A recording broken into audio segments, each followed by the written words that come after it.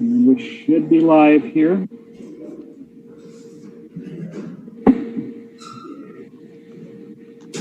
Be live here. Yep.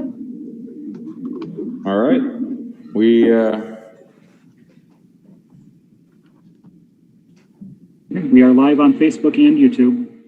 Excellent. Thank you.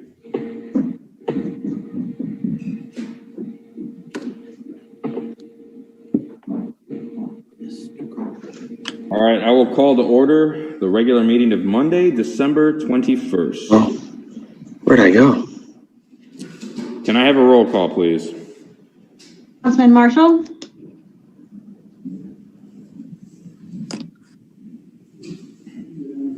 You're on mute. There you go. My connection's kind of cutting in and out. So. Okay, so I'm doing roll call now. Yeah, Councilman Marshall?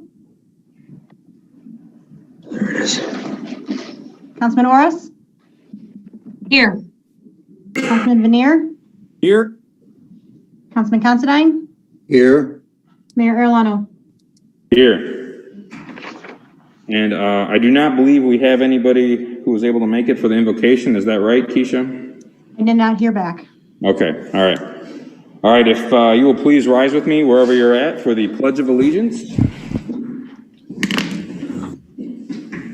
I pledge allegiance To the flag Of the United States of America. And to the republic for which it stands, under God, one one nation, nation, under God, indivisible, indivisible, with liberty and justice for all. I tried to stay with you guys on that one. All right. We're going to do an invocation? I can do one. All right. Take it away. Okay. Stand again. Heavenly Father, you gather us together this evening, each in our own faith journey. During these unprecedented times, we pray that your prevailing spirit will overshadow the fear that surrounds us. We pray that your peace above all understanding will fill our hearts with hope and compassion for our fellow neighbors. Give us wisdom and guidance as we honor our oath as public servants. Now more than ever, our world is in desperate need for cooperation among leaders, scientists, healthcare providers, first responders, and all who are instrumental in helping us to overcome this crisis. Shelter us under the mantle of your protection and keep us safe in the embrace of your arms. We ask this through your divine counsel. Amen. Amen. Amen. Thank you. Yeah, we'll switch to city. All right. Our first order of business tonight is we are going to have an oath of office for new Officer Killian Lally. I'm going to have our police chief come up, and as he does, give us a little intro and tell us a little bit about our new sworn officer. It's my pleasure to introduce the newest member to the Dixon Police Department, Officer Killian Lally. He comes to us with 2 years prior experience in law enforcement with the Lee County Sheriff's Department. He's also a graduate of Loras College and earning 2 bachelor's degrees as well. Officer Lally started with the agency at the end of October, completed our field training program, and I believe was solo patrol as of last week. So we're looking forward to seeing his productivity and the newest member of the team. Good to go? All right.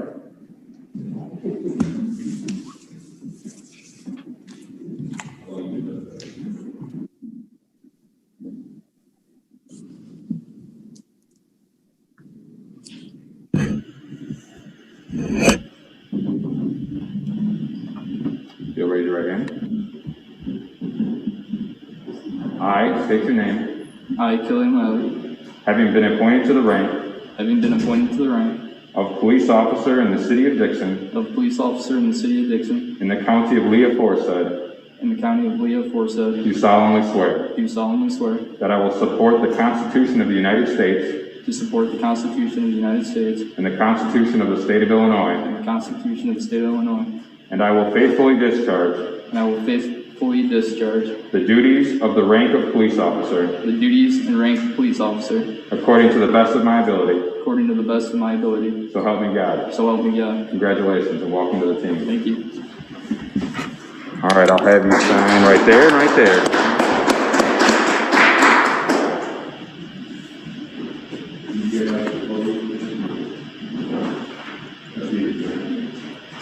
And if you want to introduce anybody and tell us a little about who's who, and then of course you have the opportunity to introduce yourself a little and talk if you want as well. All right. Well, here I have my parents. That's Dave Lally and Mary Lally, and then sitting next to them is my girlfriend, Paige. Welcome. And then obviously I'm Killian. I'm pretty excited to get started. All right. Well, we're glad to have you on board. Thank you so much. Thank you.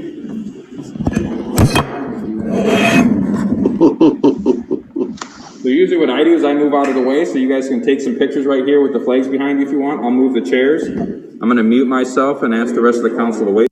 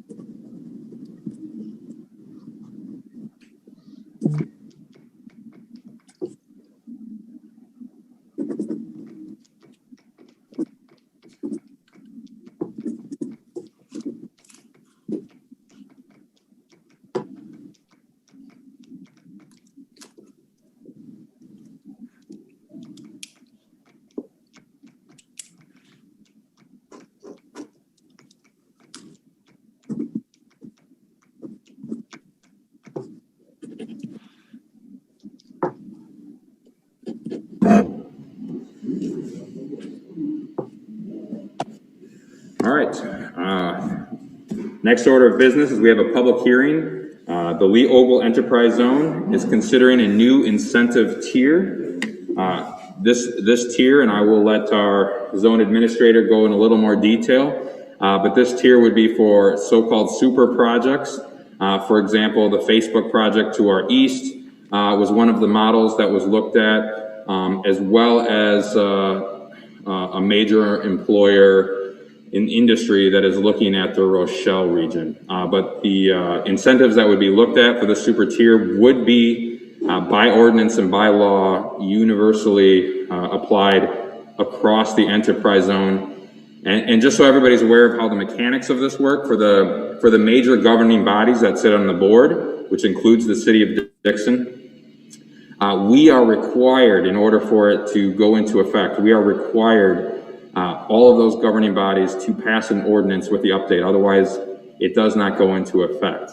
For those that do not sit on the board but are affected, so this would include things like school districts, library districts, townships, there is a slightly different process.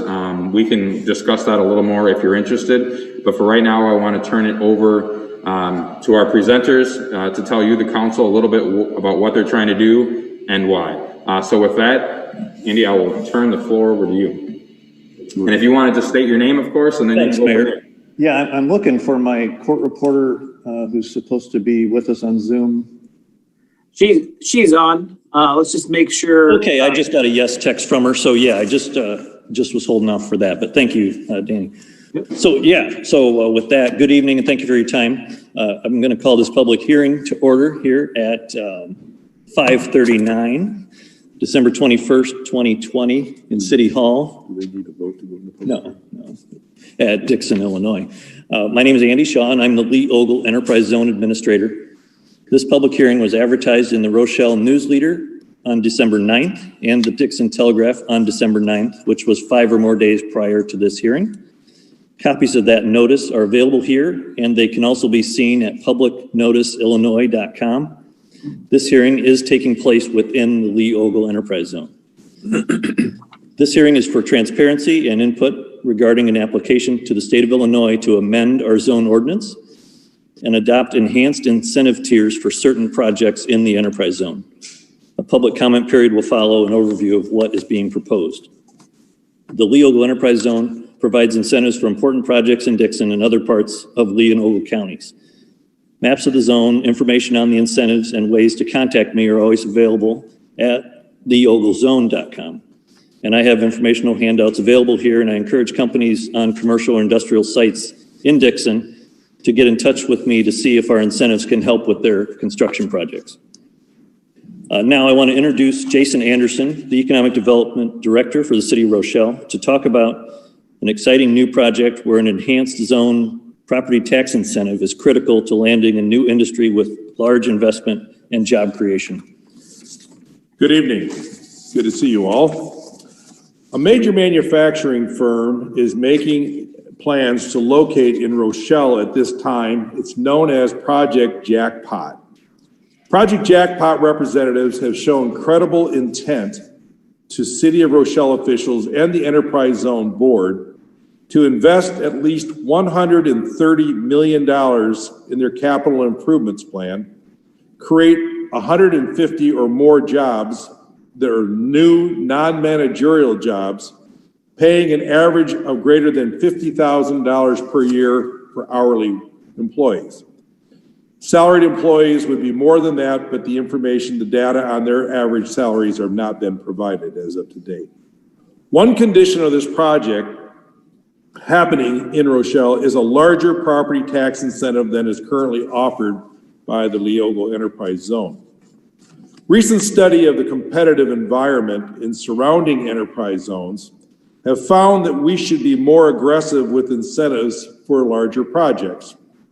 Higher impact projects that are more significant in size and impact often have higher incentive needs in the highly competitive national marketplace for these firms. In economic development, this is a concept called but for, which is shorthand for this. But for the incentive, the project will not happen.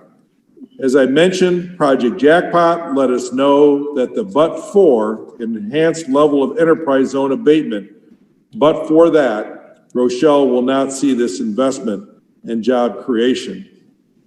It's a critical component to Project Jackpot coming to Rochelle.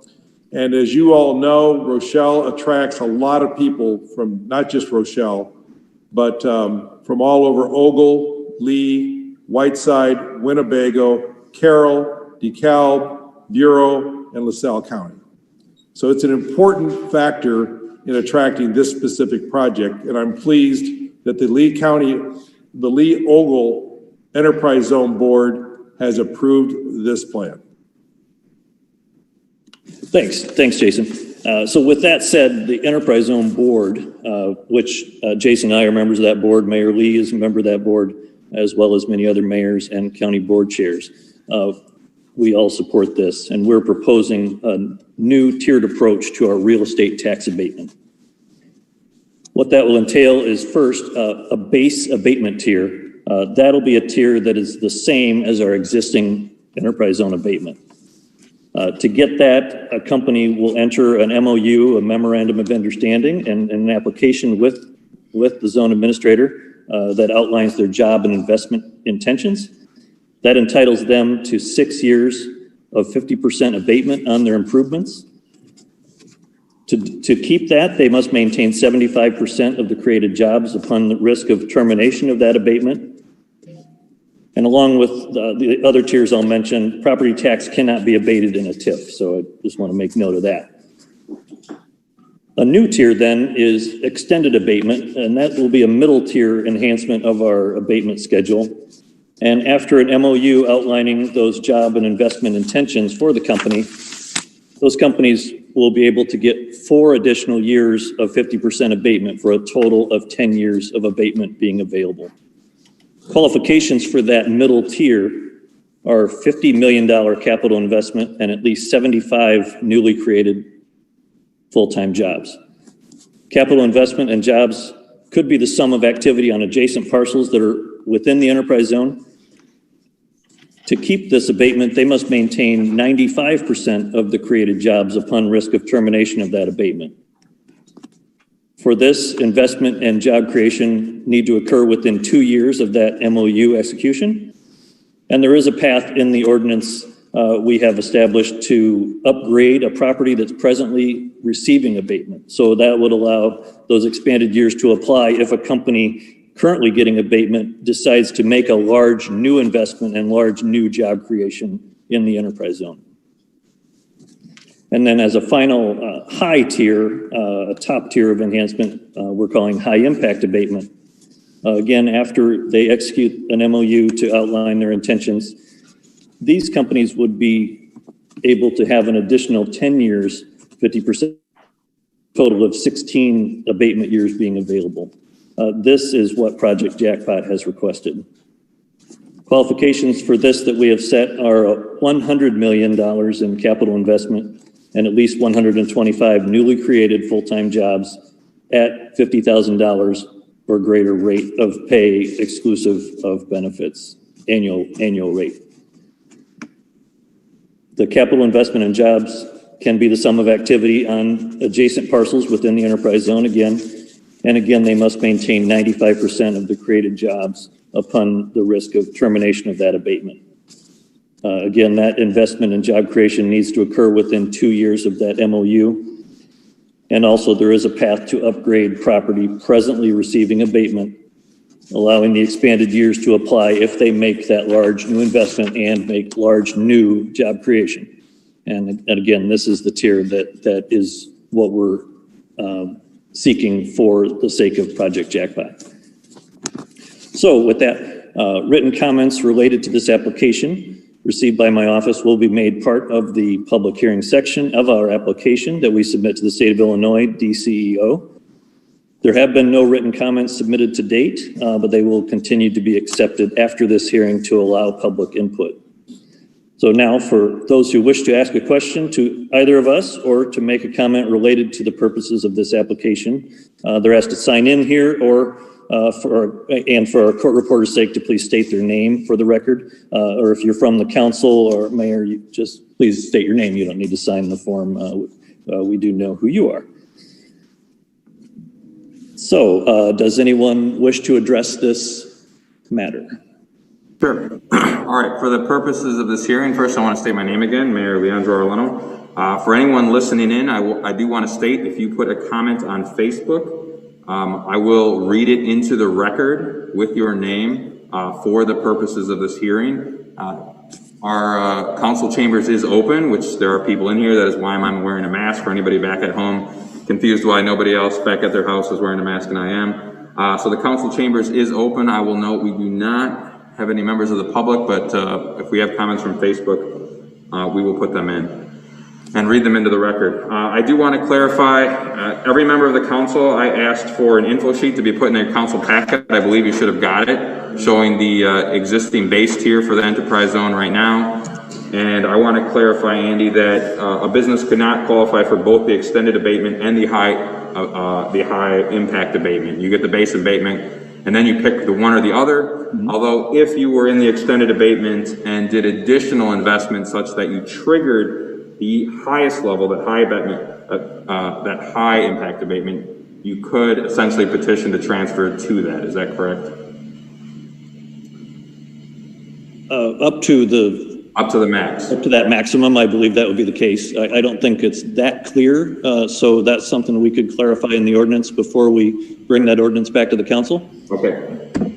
But so 16 years is the max, mm-hmm. correct? Not 20. You can't get all of those levels combined. You could get the base plus one of the higher levels. Mm-hmm. All right, so I wanted to make sure that was clear because that's not necessarily clear based on the document. Do we have any questions from the council? Again, this would essentially be a super tier.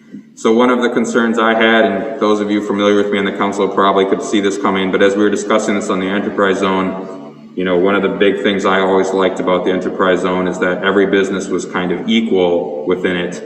With this new tier, we're kind of bowing to the reality of competition. As we all know, economic development is very competitive. Industrial development is extremely competitive. Our region is competing with not only other parts of Illinois and other enterprise zones and economic development areas in Illinois, but oftentimes, as is the case of this project, you're potentially competing against other states.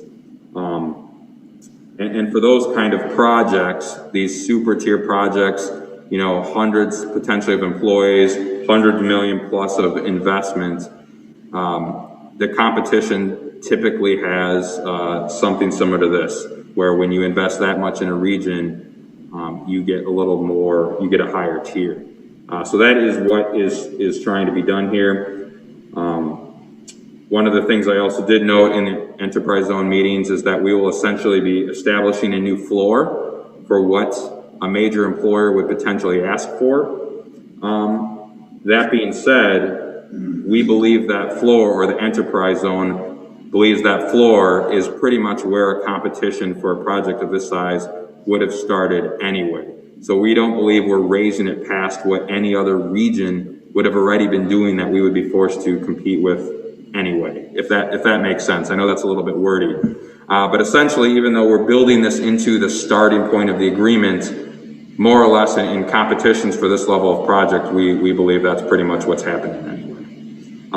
And that is one of the reasons I voted in support of this, is because at the end of the day, as much as I am deeply enamored with the idea of every project, large and small, having the same level of abatement, the simple fact is we want to be competitive for mass employers, and in Illinois, this is one of the things we're competing with. If I could, Mayor. Absolutely. I'd like to mention during our discussion on this during the Enterprise Zone Board meeting, we did take a look at our competition. Yes. And one of the things that I think is very fair and equitable in the way we're approaching this is that it's a 50% abatement, which means there's 50% new revenue that's generated, of course, with every project. The other thing is when you look at the competition in Whiteside County, in Stevenson County, in DeKalb County, they are abating, in some cases, up to 100% for 10 years, or doing 100% for 6 years and then 50% for additional years. The idea of a 16-year at 50% means that the taxing districts immediately, once the abatement goes into effect and the full assessed value of the project is done, there's an increase in revenue to all taxing districts, as versus communities where 100% is abated for as much as 10 years. So you're really correct. You're hitting the nail on the head when you talk about the competitive nature of economic development projects. The other thing to keep in mind is that considering the condition that the state of Illinois is in financially, there are not a lot of statewide incentives being offered like there were years ago. Today, it does kind of fall to us local economic development organizations such as LCIDA, as well as the Lee Ogle Enterprise Zone Board and my own board, the Gredco Board, to really be creative, to be able to attract these types of high impact opportunities. So we think it's a very balanced, very fair, but very competitive approach that we've come up with. And I want to commend publicly Andy Shaw for his leadership and for his I think, very creative and almost entrepreneurial approach to putting this together.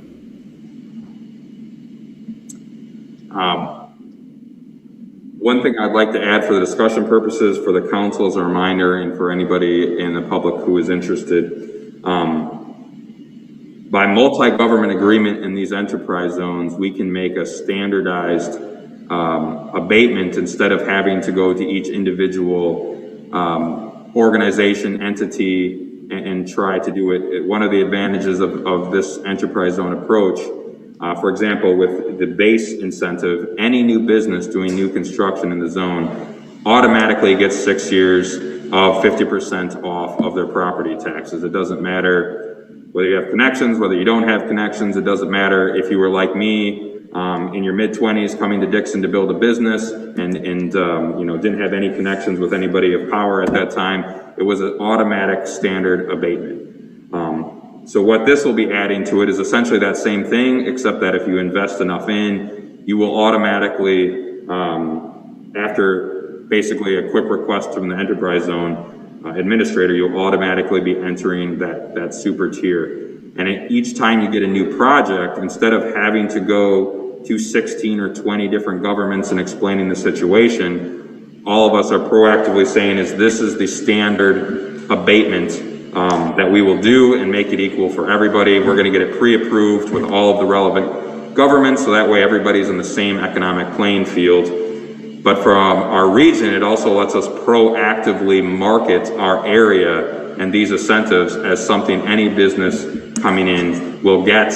And that business, again, doesn't have to have political connections or lawyer up or do any of these things. These governments in our region are automatically offering that to any business that's coming in.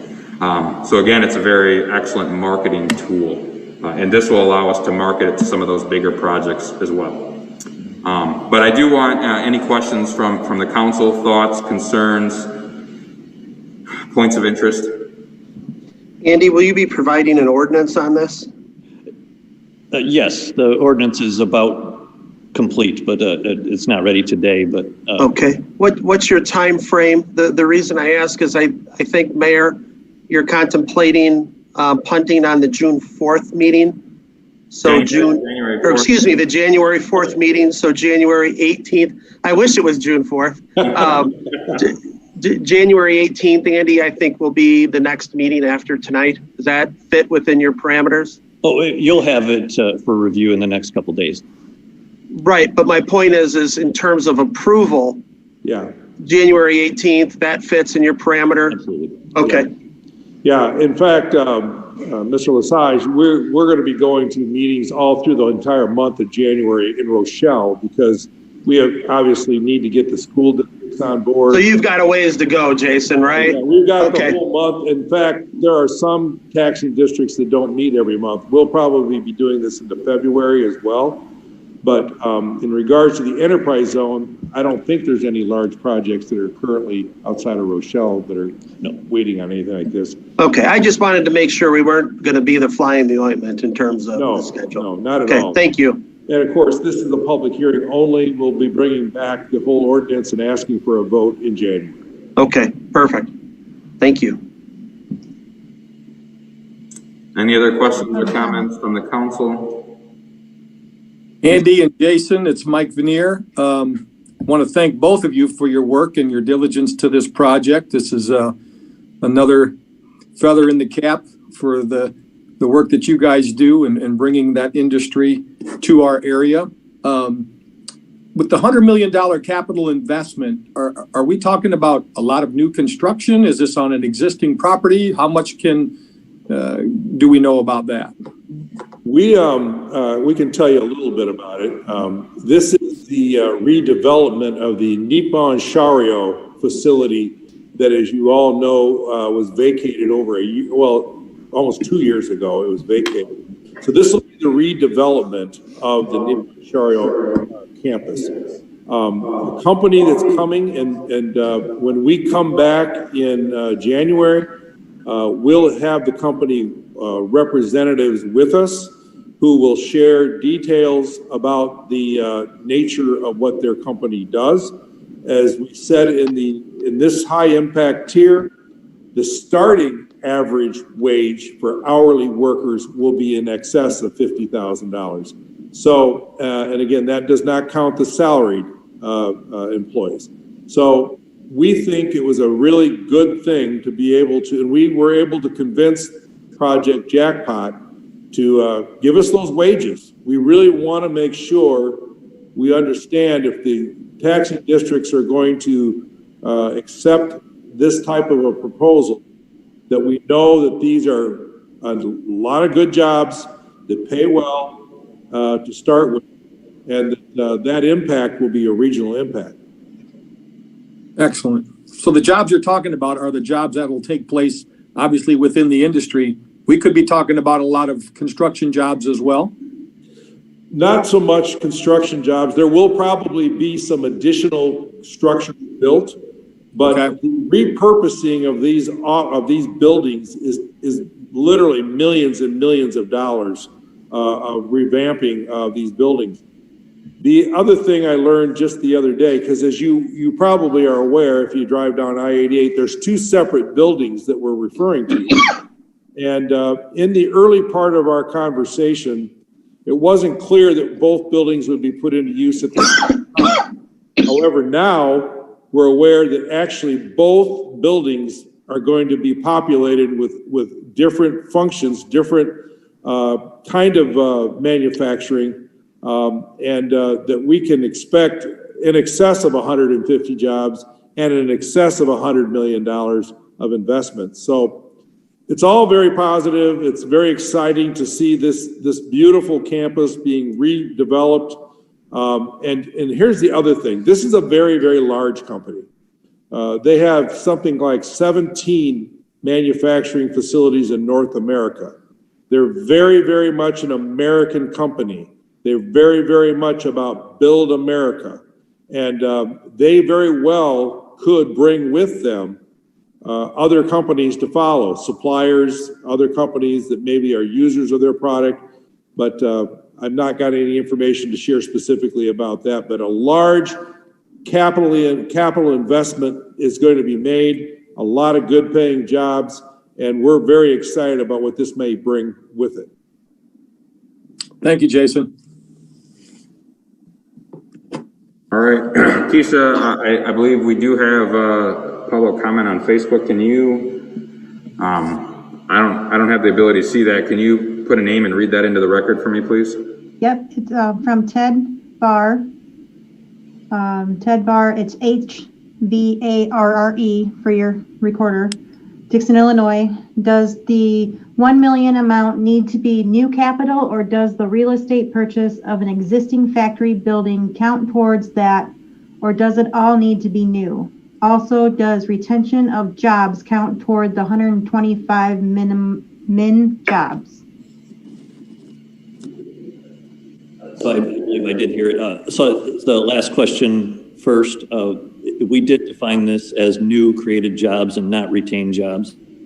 And the other question was? Does the purchase of the property itself count towards the and again, it would also be defined as new capital investment. And so buying an existing facility wouldn't be a new investment necessarily. I don't know. We'd have to maybe check our language on that. Yeah, it wouldn't matter with these parameters because with this company, they're committing $130 million, and this has been written into a letter to the enterprise zone. And the purchase price, which is public record of the entire campus, was $18 million.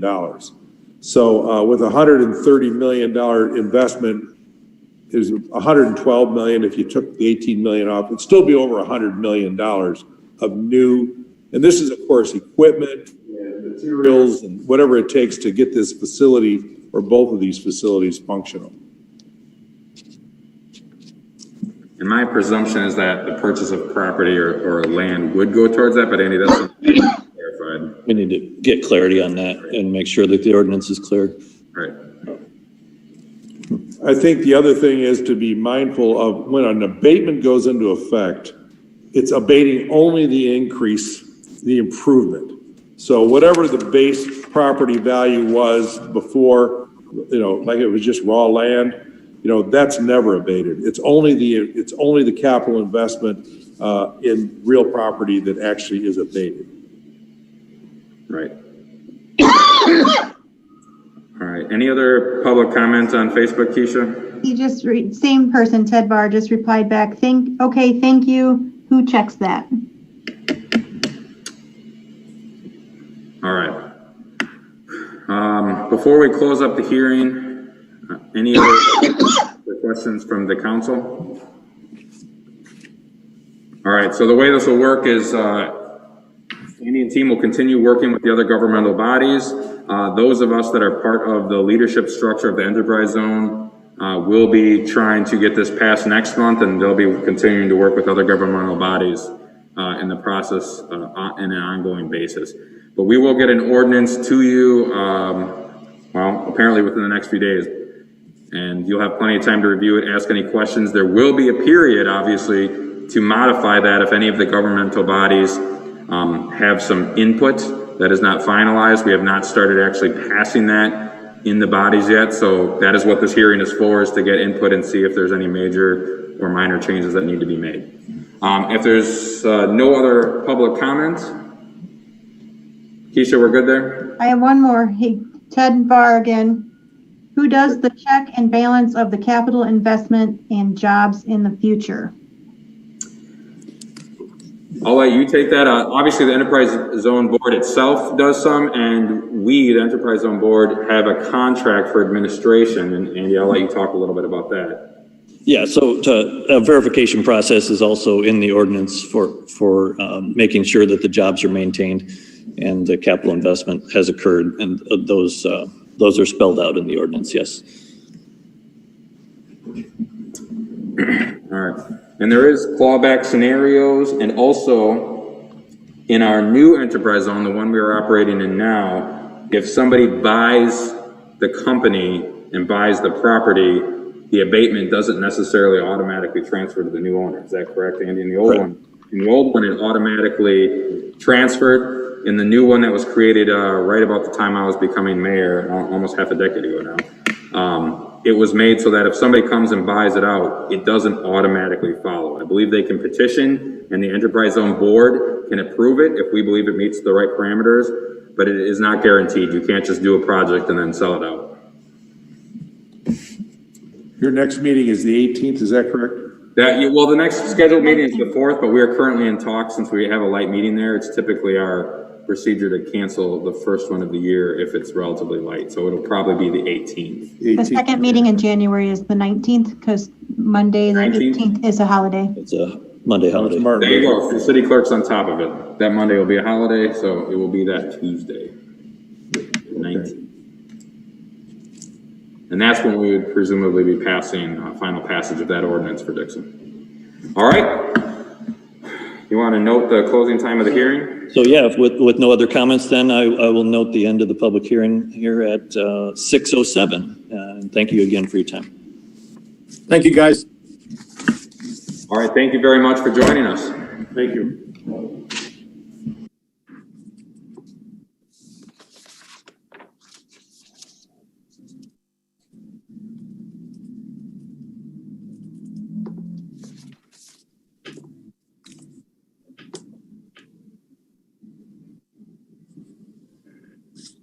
All right, and to wrap up, for that specific project, as they mentioned, there was a lot of people, now that they named the location was happening, I was not sure if I was comfortable doing that. There were a lot of people from the Dixon region who worked over there, so this specific project will impact our region, and obviously it'll give us also an incentive tool for other major projects for the whole zone.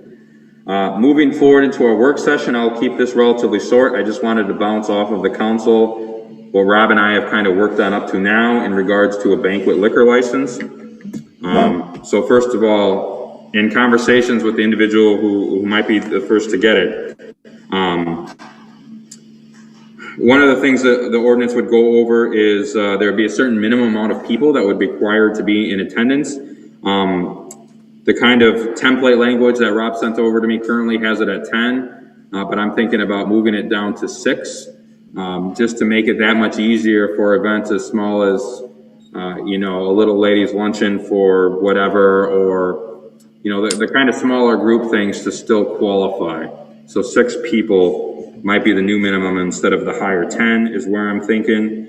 There is a certain amount of days of the month that would trigger. I'm leaning towards putting that very high. So I was leaning in the beginning towards 15, but after a little bit of conversation, I'm leaning towards 21 right now.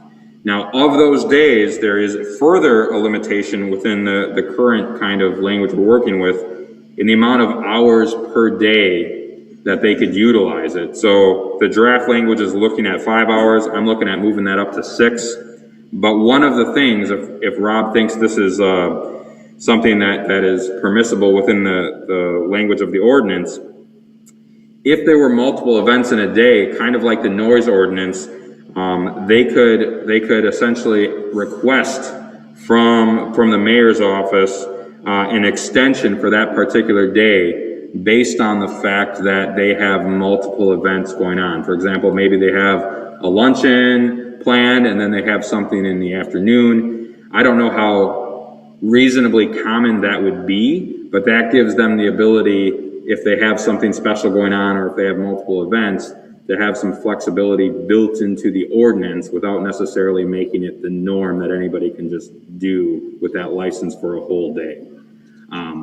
So that is not in the current draft, but that's something I told one of our business owners that I'd look at including, basically building in some flexibility while still keeping the same minimums in. So dwell on that for a little bit while I continue going down some of the other things. It should be noted that with this license, sales are required to be in conjunction with a designated pre-arranged event. So in other words, this isn't just something you can pop up the day of and have members of the public coming, going in and out. This isn't a bar. This banquet license is specifically for pre-organized events that have some sort of structure to them, and essentially a guest list. Now, they wouldn't necessarily have the guest list on file with us, and if that changes, up to the day of or even in the middle of it, we all know how weddings and any kind of event you might have, that fluctuates.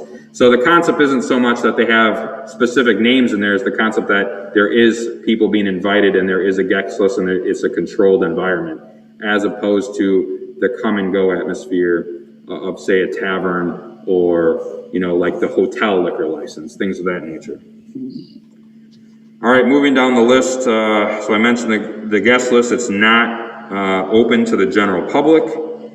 The retail portions, I'm trying to include in the language, the retail portions of a business, perhaps, especially if they're not connected to the actual banquet area, could stay open. So, for example, in the case of the greenhouse we're looking at for this, if they had some sales of plants or other things going on during the hours of the banquet, they don't need to shut down all retail aspects of their business in order to have the banquet. I would need to work with Rob on how exactly that language would work, but that's what I'm looking at doing. So that way it also builds a little more flexibility in it for the specific kind of businesses in Dixon that might utilize it. But that is not necessarily in the existing draft language. All right. And I think that covers some of the things I'm looking for feedback on the council for. They're supportive of all of those things.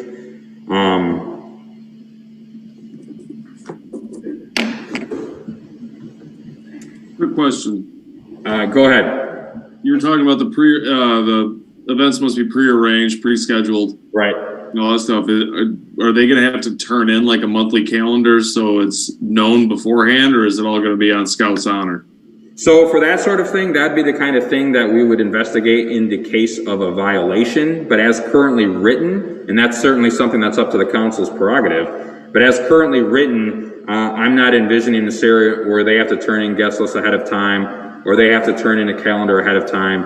All they have to do is designate which days of the month they are going to be utilizing and turn that into the city clerk. They don't even necessarily have to seek approval for it in the way I'm envisioning it. They just need to report it. So that way we know when things are happening there in terms of time. And that's what I mean, and turning in a calendar of it's going to be Wednesday through Saturday this week from differing time frames. So all they need to do essentially is alert us whenever they get something booked, and then they're good to go. That's all they really have to do. So, as part of their booking process, once they get something finalized, whatever their booking process is going to be, there needs to be a step where they shoot off an email, for example, to the city clerk, alerting the city that they are going to have an event on such and such time for the 6 hours of, 11 a.m. to 5 p.m. or whatever the case may be. And that's something that anybody who holds the banquet license just needs to build into their booking process. When they sell the space, as soon as that's finalized, they just alert the city, and that's all they really have to do. They don't need to come fill out a permit, like for example, for the noise ordinance. They've already done that when they got the banquet license. It's just more or less an alerting process. And that's how I'm envisioning it right now. Now, if the council wanted the ordinance to be a little more in depth than that, certainly we can build it that way. I'm trying to make it as flexible as possible. since this isn't a license, I think anybody chases unless it's specifically what they need. You know, we're specifically building in the limits we do have to avoid the people like, say, a gambling parlor that might try to abuse it, or some of the other entities that would be really not interested in having banquets. I don't even think the way it's being drafted, those entities are going to try for this. So I think we can be a little more flexible once we establish those initial rules. Any other questions, thoughts, feedback? I'm in favor too, Mayor, of extending it to the 21-day. I think that gives at least, like you said, flexibility for potentially more events to be held. So that's just my opinion. Any other feedback? Any other council members would like it more restrictive, less restrictive? This is obviously, go ahead. Please. I just think we need a model in place for when we have other events, not necessarily for this business you're referring to, that we have something on the books that other people can apply to. So I think we're headed in the right direction for overall concept of a banquet facility. Exactly, and that's why I've been trying to build it very flexible to make it attractive for all kinds of banquets. Councilor Veneer, you had a question or comment? No, just the final draft. We'll be looking at that on the 18th in January. That's my tentative plan. Rob has completed a rough draft based on, and I'll let him talk about that a little bit, his process, as I like to do. But he looked at several different cities. He found, as we mentioned in the last meeting, just a wide range of the ways cities handle this, all the way from essentially a free-for-all where almost any business could qualify no matter what they did, right, especially to this. So we kind of picked a middle ground that was slightly more restrictive than the wide open ones, while still, to Councilor Considine's point, while still trying to make it flexible enough that, say, if a hotel and banquet center came in, it would apply to them. You know, this greenhouse, which is looking at kind of the micro banquets, it can apply to them. Very broad, while still weeding out maybe the most extreme cases of who would want it. Mike, I think that the mayor really just did a nice little description of what looking at about 20 or 30 of these codes showed to me. It appeared to me that there's certainly some towns where folks didn't want to have any more bars, so they created a banquet license that is so lenient that it was simply a bar by a different name. And then you had communities that wanted to have really tight restrictions on banquets, with the idea that maybe it was a Friday, Saturday night thing. And Lee really described it well. What we tried to do was kind of fall into the middle of that category, with the idea that the city would likely issue only a couple of these licenses, maybe not have 10 of them available, but maybe 2 or 3 to see how it works. And if we find that in practice, there's things that need to be tightened up, they can be tightened up at a later date as the city, contemplates whether this is a business that might be, growing throughout the community and, being something that is really has a lot of utility to it. That makes sense. Sure, absolutely. Thanks. So my tentative plan, and I'll give a pause for any more feedback, but my tentative plan is to try to finalize the language for this, maybe after the holidays with Rob, send it out individually to all the council members for any last kind of feedback, and then bring it up formally for final consideration or for additional consideration and potential final approval at that second meeting in January. Obviously, there's not a rush on some of this stuff right now due to the mitigations. We're not necessarily encouraging banquets at this moment in time. but we hope very soon to be in that position. So that's my tentative timeline, and I will try to get the council a draft early next month. All right, any other final comments on that? Otherwise, I'll close off the work session.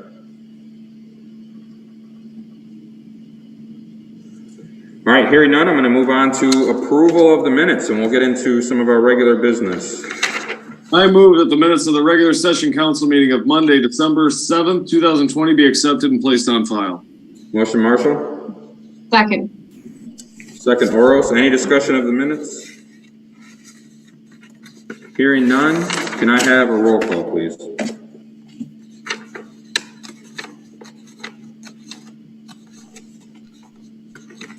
Councilman Marshall? Yes. Councilman Oris? Yes.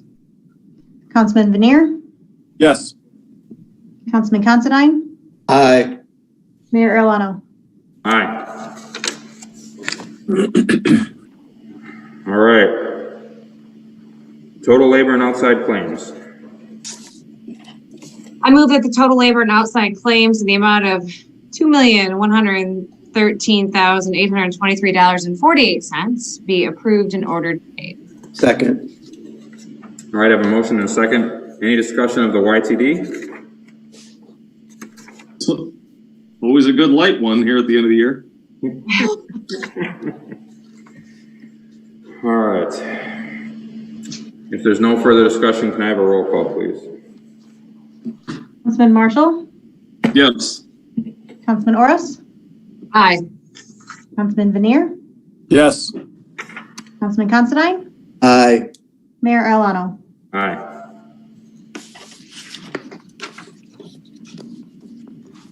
All right, that brings us to department reports. No. We got to do year to date, right? I'm sorry, YTD.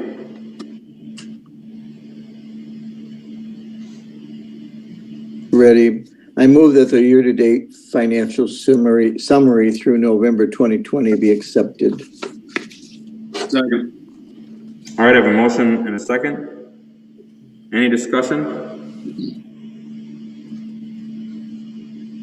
Can I have a roll call, please? Councilman Marshall? Yes. Councilman Oris? Aye.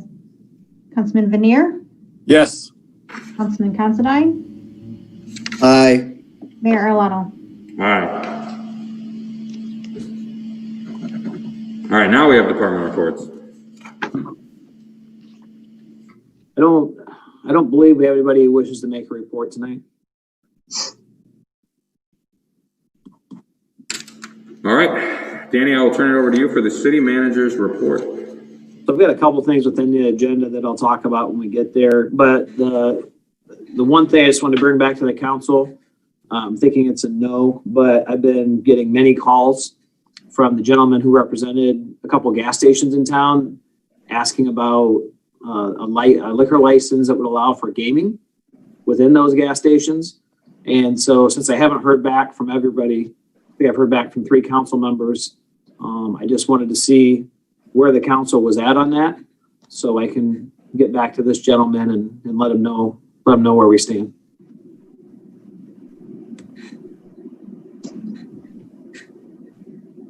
And one of the things I want to mention to the council on that topic, and I'm sure these other gas stations are in a hurry to get their answer, but I think this is something that is going to kind of come before you one more time as we get into the development of the interstate region. I know there's a potential development out there in terms of fuel supply that will not necessarily meet all of the state standards to be a truck stop, but does want to compete with the truck stop that is also in that region already, and is also very interested, therefore, in having a gambling license.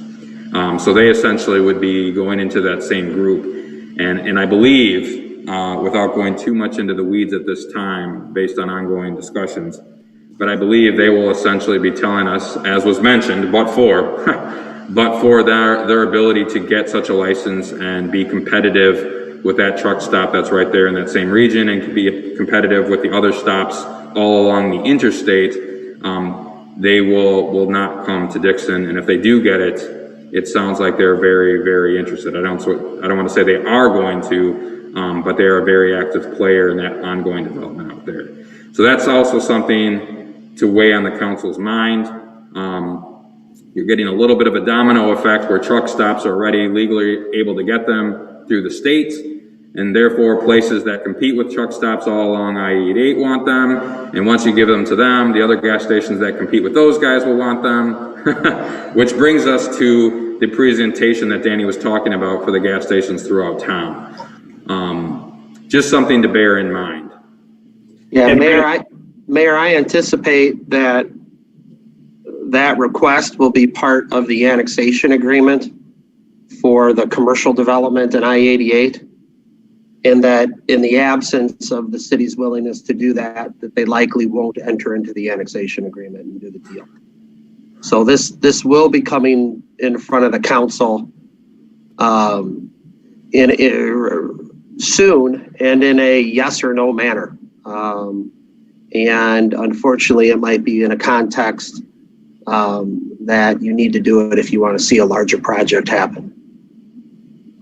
Are there any other developments within that? Or, have we had any other potential applicant? I don't want to say applicants, but, yes, but not necessarily. Yes, without going too much in the weeds, there's a lot of different aspects of it, but the fuel aspect of it, that as the city attorney mentioned, is essentially required for them to feel competitive. So for example, for the development out there, there are food services places that are looking at the region. There are service industry places that are looking at the region. Financial service institution type things. There were, as you know, potential hotels. That is sort of on pause because hotels are one of the things hardest hit during this pandemic, but that still might be an active part of the conversation in the future. But then there is also, of course, the refueling industry aspect. And for those, the ones that are most interested, and there are a couple, the ones that are most interested are essentially portraying it as if this is critical for them to be competitive and for them to be serious in the region. And it is probably the difference maker between them saying, yes, we want to come to Dixon, and them saying, no, we have to look elsewhere. Yeah, and it's not a standalone fueling station. This is a developer who's looking to do multiple things to include food and some of those things as well. And if we're serious about developing the Gateway project, and we're serious about having a fueling station, we don't see a lot of ways around this because they're going to invest an incredible amount of money and they're going to want that same competitive advantage. Right. When you look at the law and the way that that's been done, you've got Shell on 38 that's allowed to have gaming because they've got, diesel there. And then you got Road Ranger, which is kind of the genesis of the other places in town saying, hey, level the playing field. But with this project, if we want to see it happen, which we know the council does, they've made it part of the annexation agreement. Well, it's not leveling the playing field if they're following different guidelines. There is a difference between theoretically a gas station and a truck stop, and that's state designated. So I don't see it as a leveling of the playing field so much as differences in businesses. Yeah, and we did ask them, just so the council knows, and I don't want to get too deep into negotiations, obviously, but we did ask them, why don't you just sell diesel and be fully competitive and go in that bracket?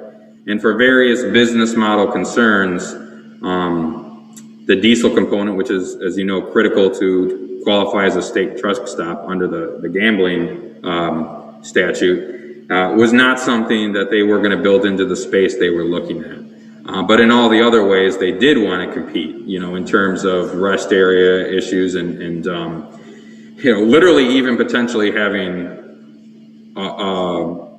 parking for the major trucks and stuff like that. So it was a little bit confusing that the diesel component was not, but the developer knows what the developer wants and they know what their guys want, and that they don't want to have diesel at that particular location.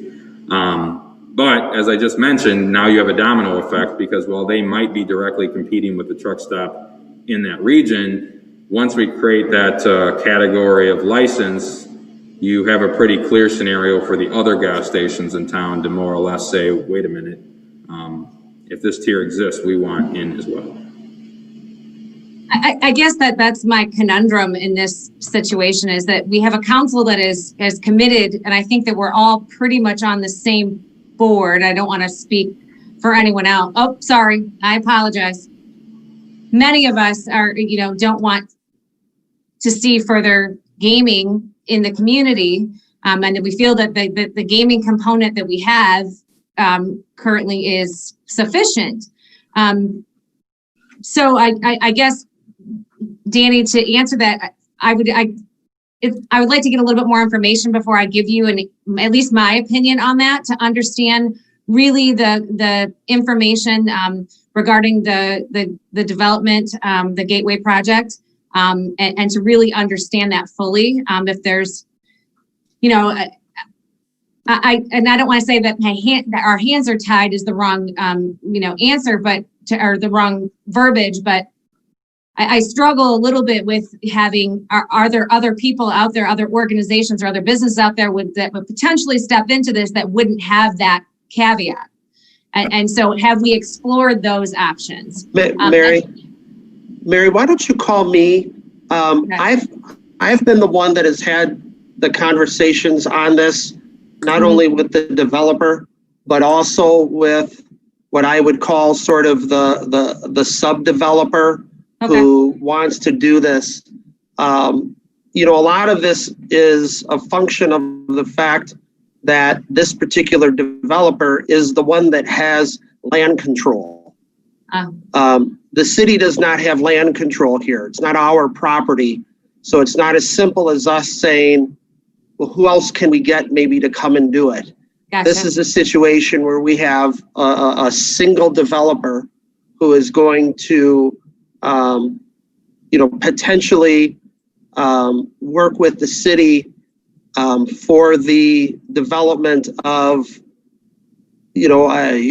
12 to 16 buildable lots, upon which they are going to potentially build some of their own product, as well as trying to work with other companies, whether they are financial institutions or hotels or restaurants or fuel stations.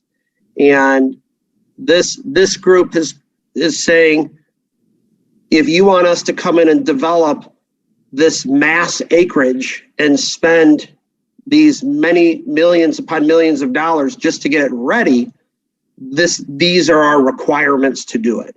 And if you aren't agreeable, thank you, have a nice day. We'll move on to the next community. So there are some complicating factors that center around the fact that this is a planned development of many components. Okay. But why don't you give me a call and I can kind of share, the discussion that I've had, and certainly any of the other council members, if you'd like to do the same, I'd be happy to do that. Okay. And to clarify that a little bit, so the total development right now is in the $10 million plus area, but each of the individual components kind of build into the success of the other components. In other words, they need to make enough of the lots buildable, sellable, and get deals in place before the project even fires, and then they have a little bit of flexibility maybe on the last few lots to try to build them out and market them and things of that. Yeah, that 10 million, that's just to get buildable lots. That doesn't include the hard construction cost of actually putting improvements on the property. Right. So for example, that's before buildings. If you had, for example, I'll use a quick service restaurant as an example, since I know that industry pretty well.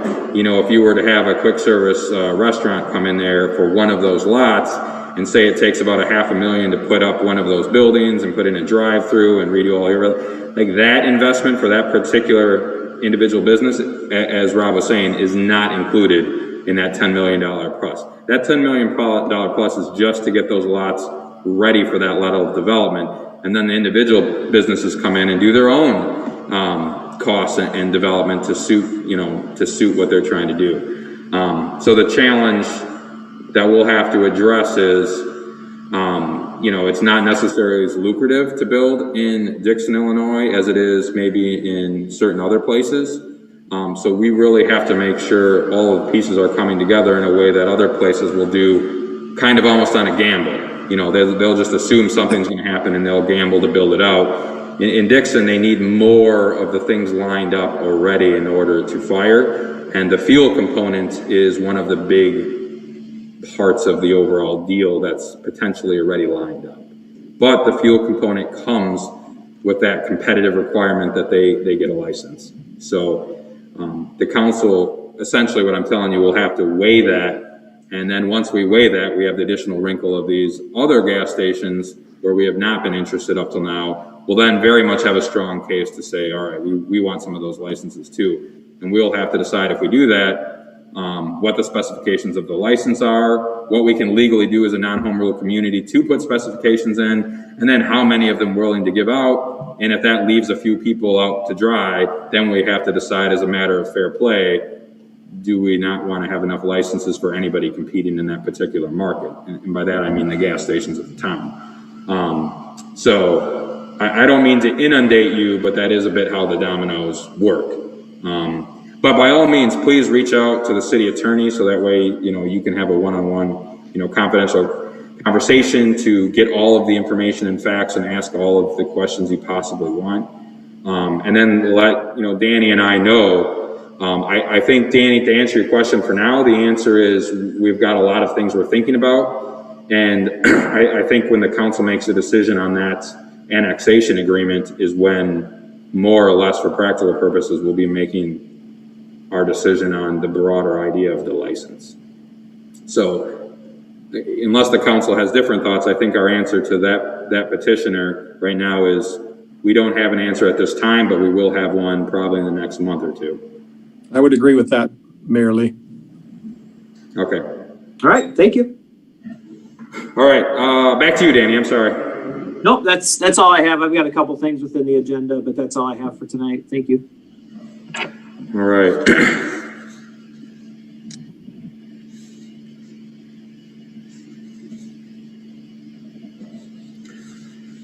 All right, so for council reports, I will keep mine short and brief since we do have a couple topics in the meeting itself. First of all, I want to tell everybody Merry Christmas. Ryan's obviously ready full gear into the swing of the season as per his usual.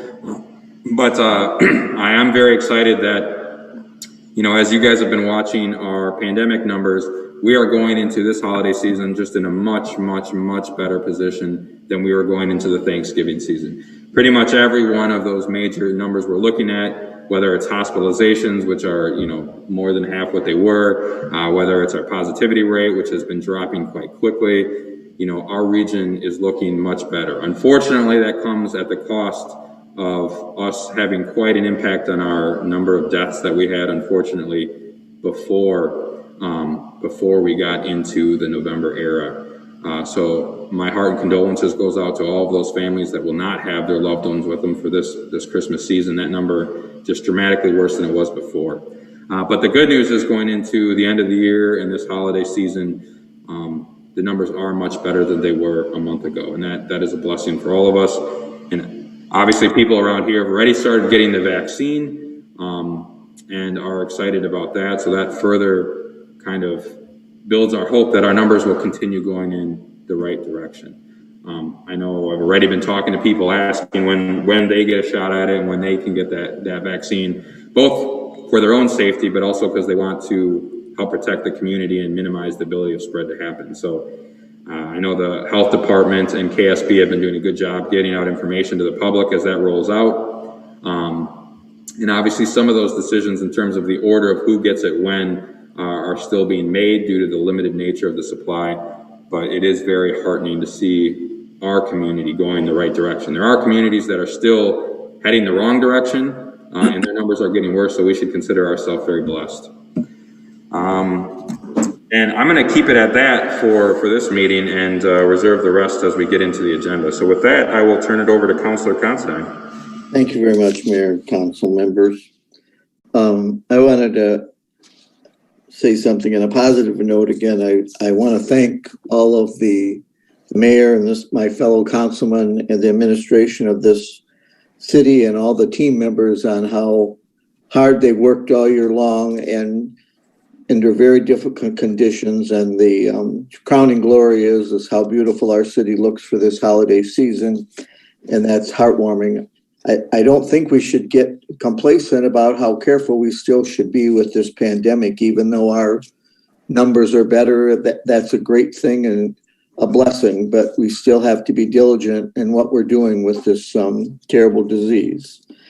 And not to put hot water on or cold water on a compliment to everyone, but I think we need to have a meeting on January 4th, because I think the discussion on the liquor licenses and gambling would be a perfect topic that we have time to do.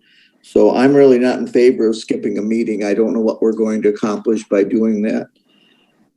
But other than that, I hope that everyone in the city and all of my fellow workers, as I said, have a glorious holiday season. And thank you very much. Thank you, Dennis. Thank you. Thank you. All right. And I'll turn it over to Councilor Marshall, and per Councilor Considine's example, if you want to tell me a little bit about that meeting on the 4th, by all means do so. I'm fine with happening, either as full of work sessions and just discussion purposes, or there obviously be some things we can throw on there as well, but let me know. With that, I will turn it over to Councilor Marshall. Good evening. Merry Christmas to all. I'm on outfit number 2 of 3 that are coming. Maybe I have a line of them set up. What I'm gonna bring up, I emailed each of you individually a potential proposal on an idea as terms of injecting money both into our businesses and hopefully help our citizens. We did about $250,000 in grant funding already direct into businesses throughout the year. We got obviously that and more back, and we're doing the next round of city grants right now, which if you're a business out there, and I'm sure Mary's going to tap into this a second time, if you're a business out there in town and you haven't put in for this grant yet, put in for it like immediately, fill out the paperwork right now, because we still have money left and checks got to be out and cashed, and we need to have them back by just a week from Friday, I think. So please, businesses, if you're here, if you're listening or watching and you have friends that have businesses, they need to get in for this right now. But back to the proposal I sent out, the idea was based around the idea of a $10 gift certificate sent to every home in town. According to our finance director, that's about 4,500 homes, give or take. So it'd roughly be about a $45,000 movement of funds. And with that $10 gift certificate to every home in town, there would be a listing of businesses that signed up, or however we want to do that, or it could just be every business, and within the city limits, that for $20 being spent, you get $10 added on. So it's not really a $45,000 injection. It's theoretically $135,000 push into our businesses in town as an added help. Lee, I've talked to you about this a little bit. Mary, I've talked to you. Dennis, a little bit. Mike, not yet. And this is doable. It's something we could do within the program of what we have these funds for. We put out that $200,000 back in March or April, assuming it was going away and never to be seen again. And imagine our shock when we saw it again and came back. And so I think something like this little side program, and I contacted the base idea of it being at Orland Park, and I was drastically wrong in how they did it. I heard back from their mayor today on how they rolled it out. It was way different, and let's just say way more top dollar, like $100 must be spent to get it.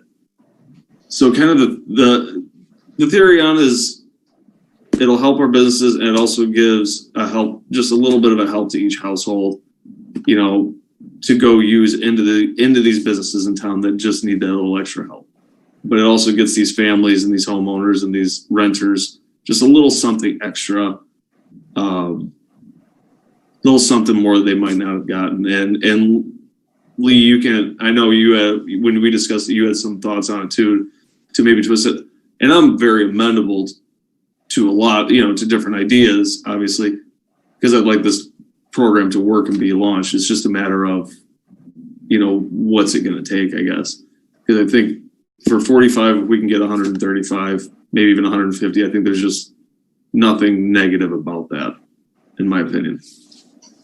So, I know you guys, I sent you, I think last week. So you guys have any thoughts on it? Any probable worries about it? Rob, I've talked to you on the legal side of it, and I felt bad with how I answered the phone, all sad, like I was going to yell at you or something.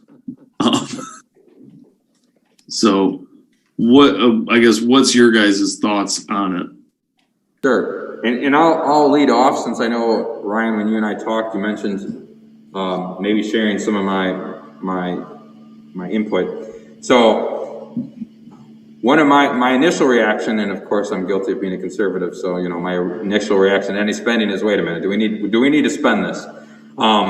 So obviously I have some reservations, but one of the things, or several of the things that I think would make it a little more dynamic and interesting and useful and maybe suit the city's purposes is if we combined it into some of the other dynamics that we're looking to engender. So for example, Ryan had mentioned matching some spending. So one of our goals coming out of the pandemic, during the pandemic, is to save our businesses, save our local businesses. Coming out of it is going to be, trying to funnel some of those money into the businesses that were severely affected either by the pandemic directly or the mitigation cures for the pandemic and are struggling to survive. In a few cases, they have not survived, even in Dixon. I just read a report where over 50% of businesses that are either bars, taverns, or restaurants in the state of Illinois don't believe they can make rent for December. So we know a lot of places are hitting,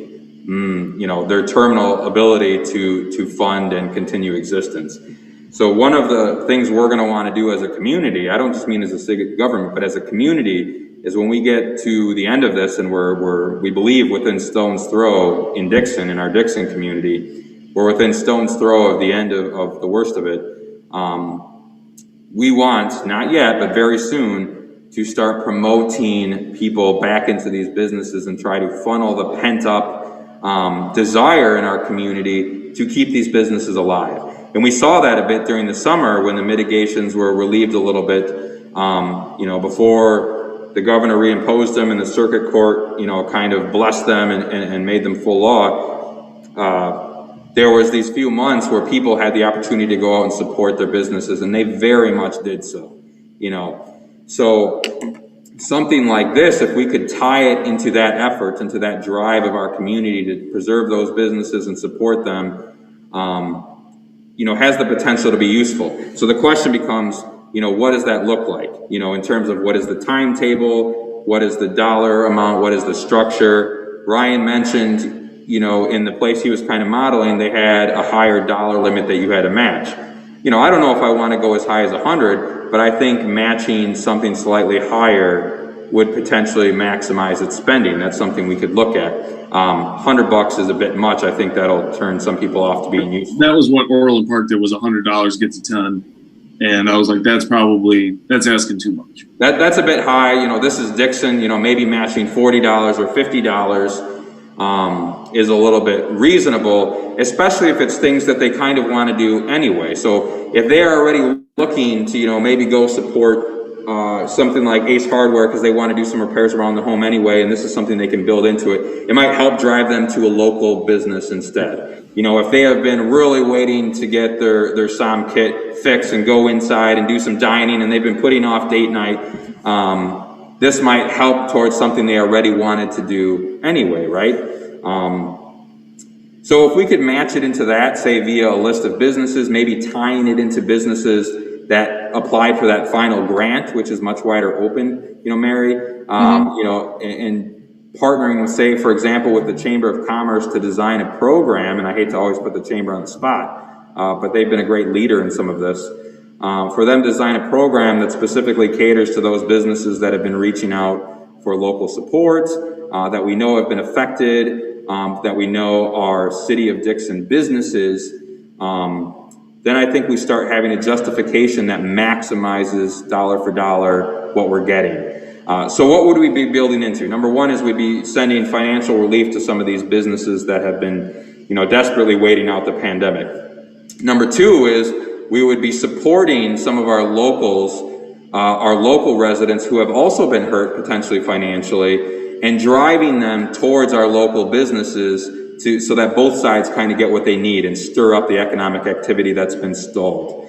And third is we tie into what we know is out there, which is there are a lot of people in the community itching to support their community. And we know they want to it, and building in some ways for them to do it is something we should be very conscious of. Whether that's, once we hit full release of mitigation, whether that's throwing a big, citywide party and festival, whether that's something like what Ryan's talking about, giving people a little bit of extra juice off of this grant money we got back to go and spend in their favorite local businesses and support them. So I guess what I'm saying is, as long as it's part of an organized effort with concrete goals, those goals are give our local residents a little more spending money, give our local businesses a little more money to thrive, help support people in their desire to shop local. If we start building into all of these different dynamics with a concrete plan, then I would say I'm tentatively supportive. Then I think it's doing some of the same things we were trying to do successfully with the grant, and I think it supports a community movement. And so that's where I am. If this is a standalone project, I don't think I'm on board. If it's part of an organized movement, both from the grassroots of the community and with the support of kind of the top level leaderships like the city and the chamber, and the business community wants in on it too, and they're supportive, well, then I think we might have something. So that's my slightly more than 2 cents. And with that, I'll kind of shoot it off to the other council members to maybe talk about it. So, Mary, maybe you can answer this for me for the group. I think it's a great idea to what the mayor said and to what you're up to, Ryan. But when I was at the Chamber Main Street, there was conversation that would tie into the mayor's thinking that they had another promotion for a card. Do you have information on that you could share with us? Or I have a little bit. Towards? Yeah, I do.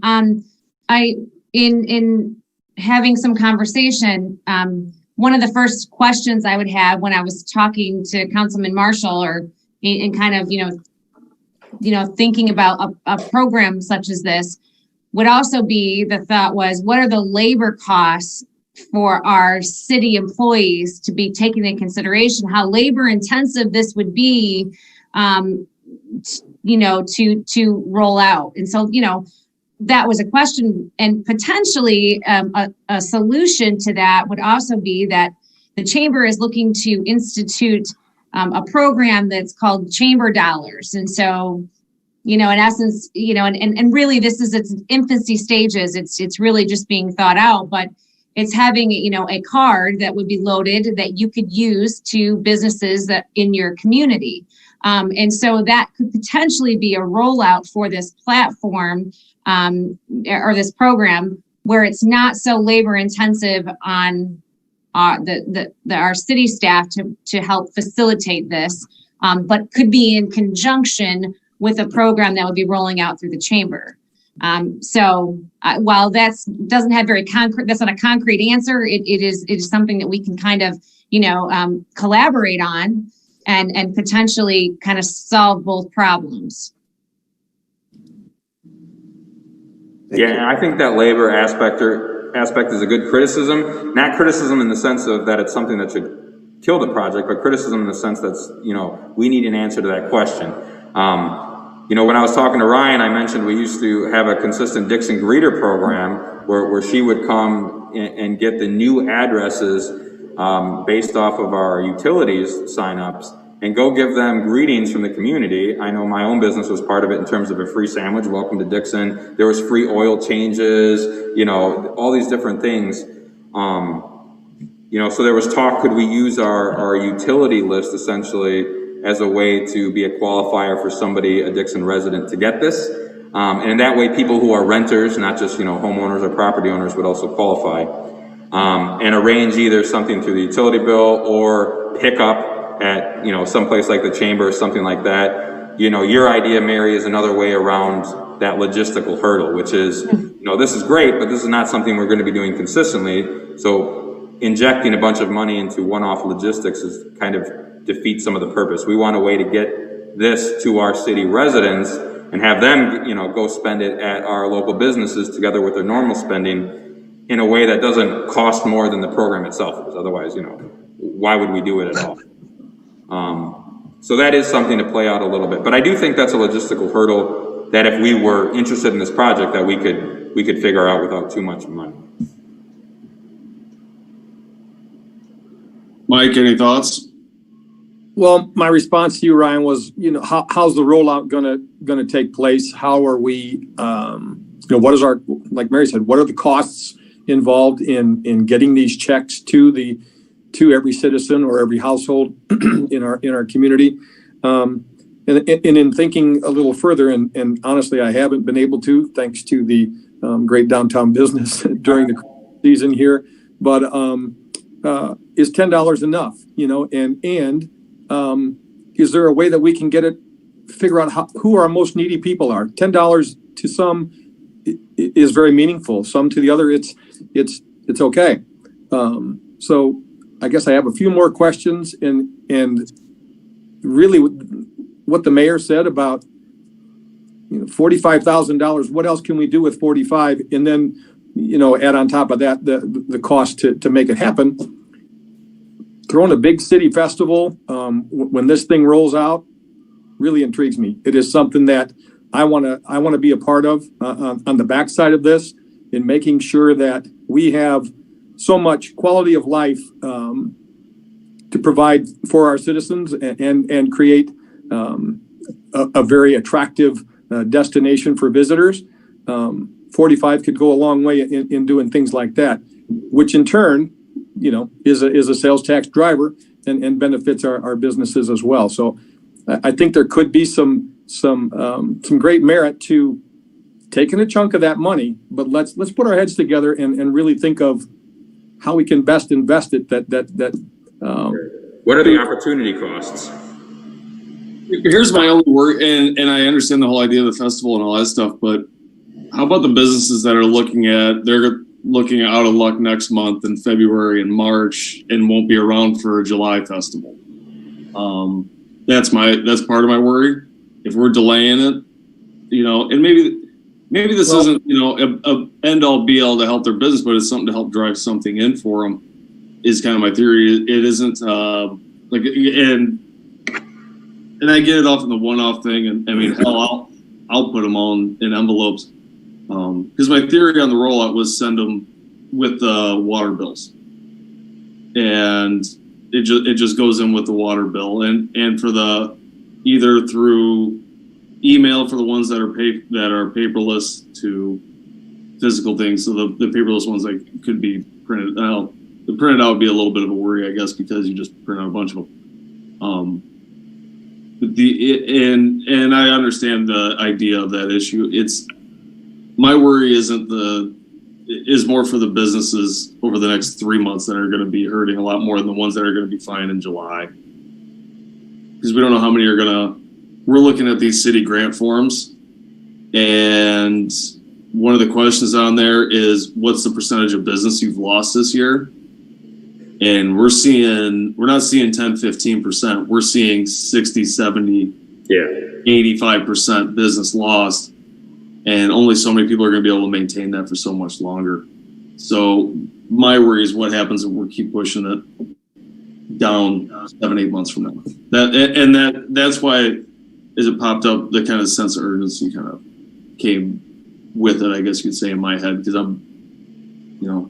wish I would have thought about it back in October, and they could have been used for Christmas shopping season as a nice add-on boost, but sadly, the matching part is a partial answer to that. If you get $10 or $20, but it's matched only if you you go spend 40 or 50, then like you were saying, you're spending 50 plus at wherever you're going to utilize this thing. Yeah, and it can be that the I guess the price of entry. I'm fine with that. If it's $30, then it's putting more into these businesses. It's generating more into these businesses then.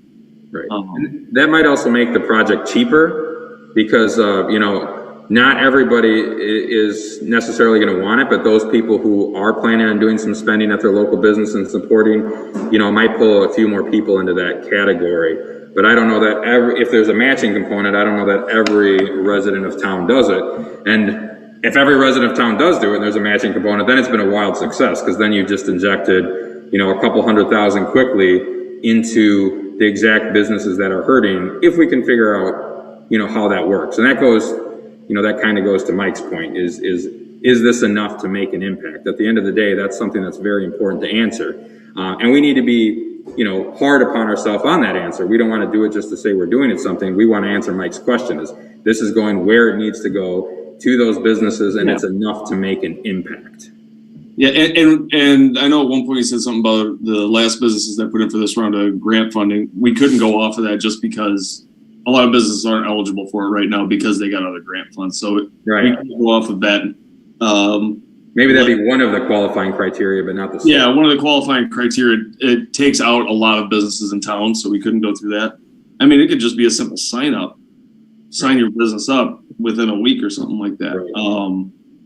I love the sorry.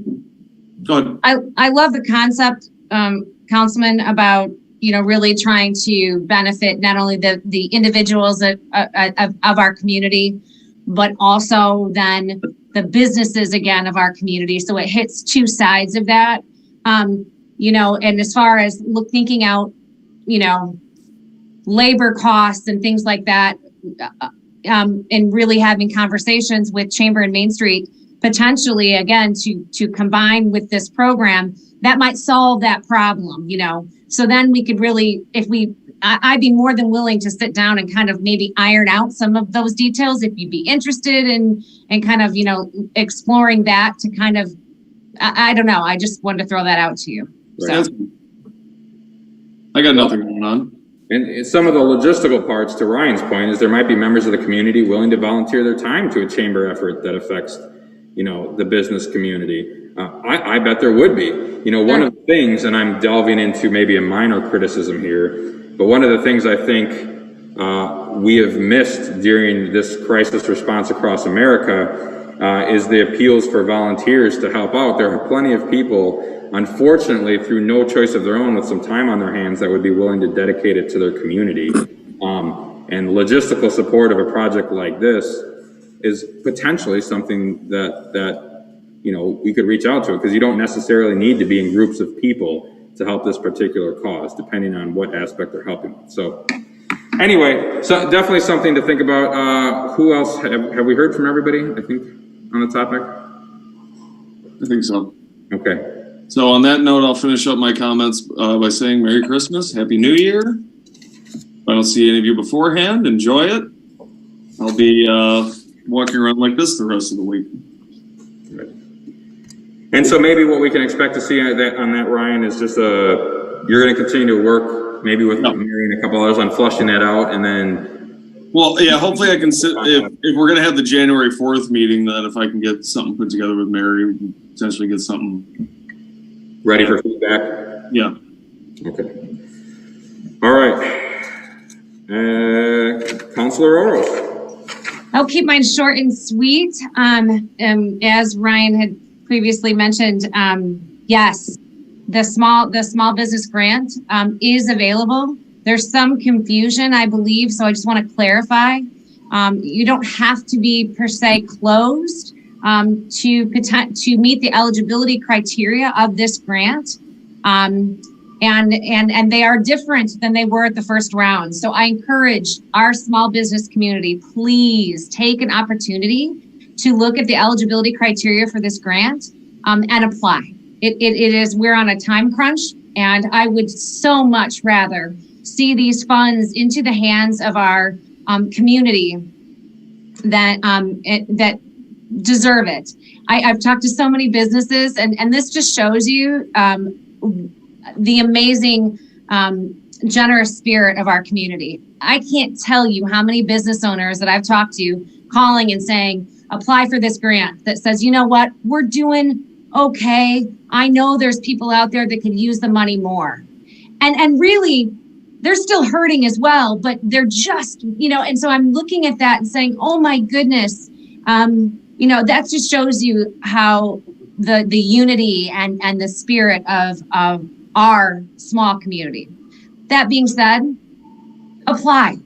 We want to make sure that your business is still here, and that these businesses continue to, make our community what it is. So I will tell you that the application and eligibility criteria is at dixonprepared.com under the work tab or the workforce tab.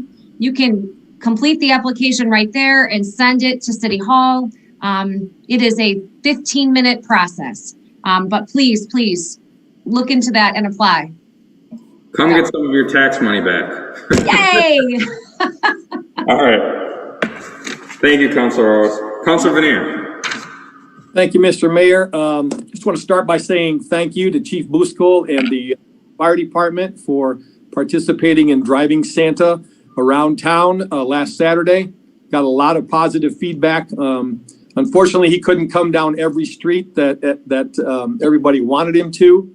So it was a last minute idea, and I think we pulled it off pretty well.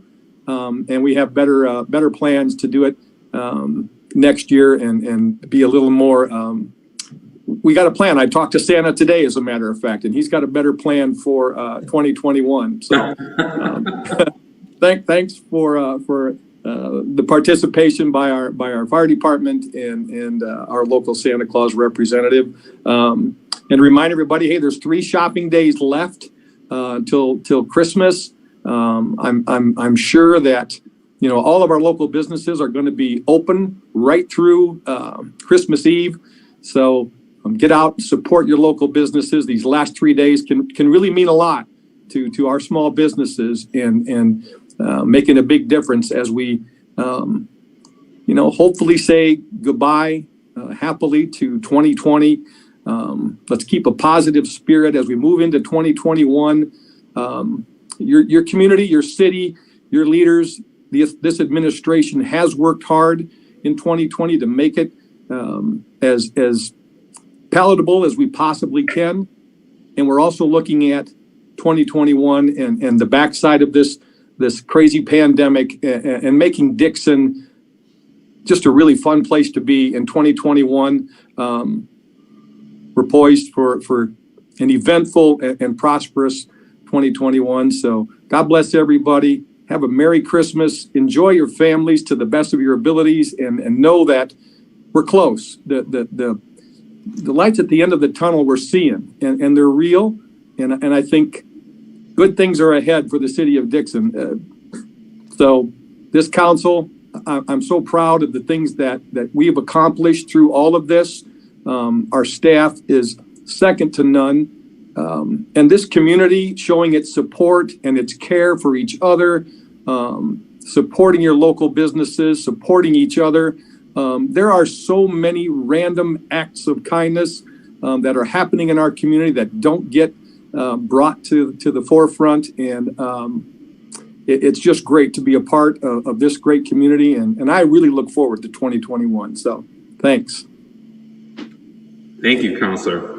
And I do think I have something from the city attorney. So, Rob, you had... Yeah, Mayor, thank you. I just wanted to let the council know that, and this is, probably very important for Mary,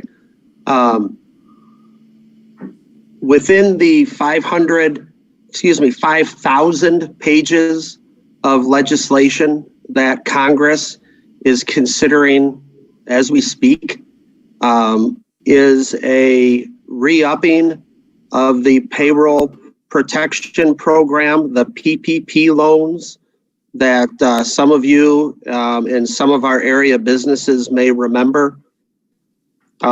As written in the Senate compromise legislation that I reviewed this afternoon, the specifics of that program are going to be a little more narrowly tailored toward businesses that can show an impact from COVID, but it is without doubt designed, for example, to help small business, bars, restaurants, some of the facilities that have been impacted by these closures.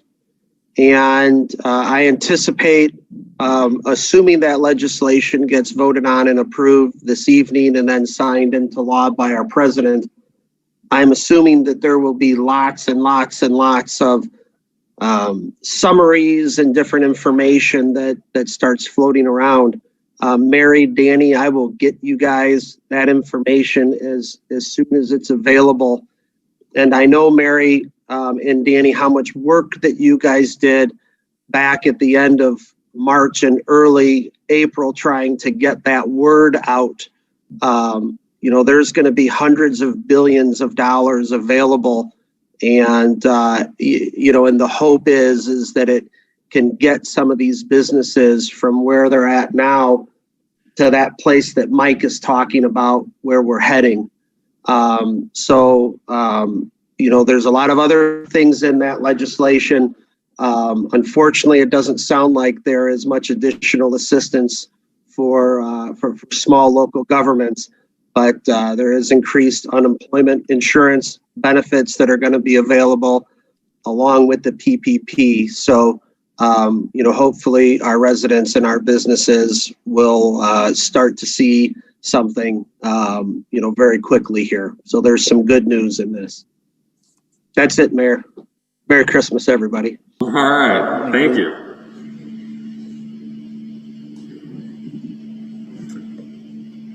All right, with that, I will move on to boards and commissions report. I will just note for the record that the monthly building report is on file at the library and here at City Hall. We do have 15 new roofs done in November, people getting ready for winter, so that was apparently a big thing. All right. Do we have any public comment, Keisha? I do not have anyone besides 4 staff members here at the City Hall chambers with me, but we are recognizing comment on Facebook. So do we have any comment from Facebook? I have quite a few. All right. First one, Tim Carlson. This came through during the talk about the gas stations. Are all the stations in town expressing interest in adding gaming? And then Tim Carlson came back again in regards to the gift cards. How does that affect residents who live in the country with Dixon addresses?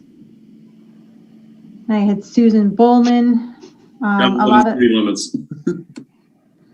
lot of people might not be able to spend $50, especially single income people or people hurt by the pandemic financially.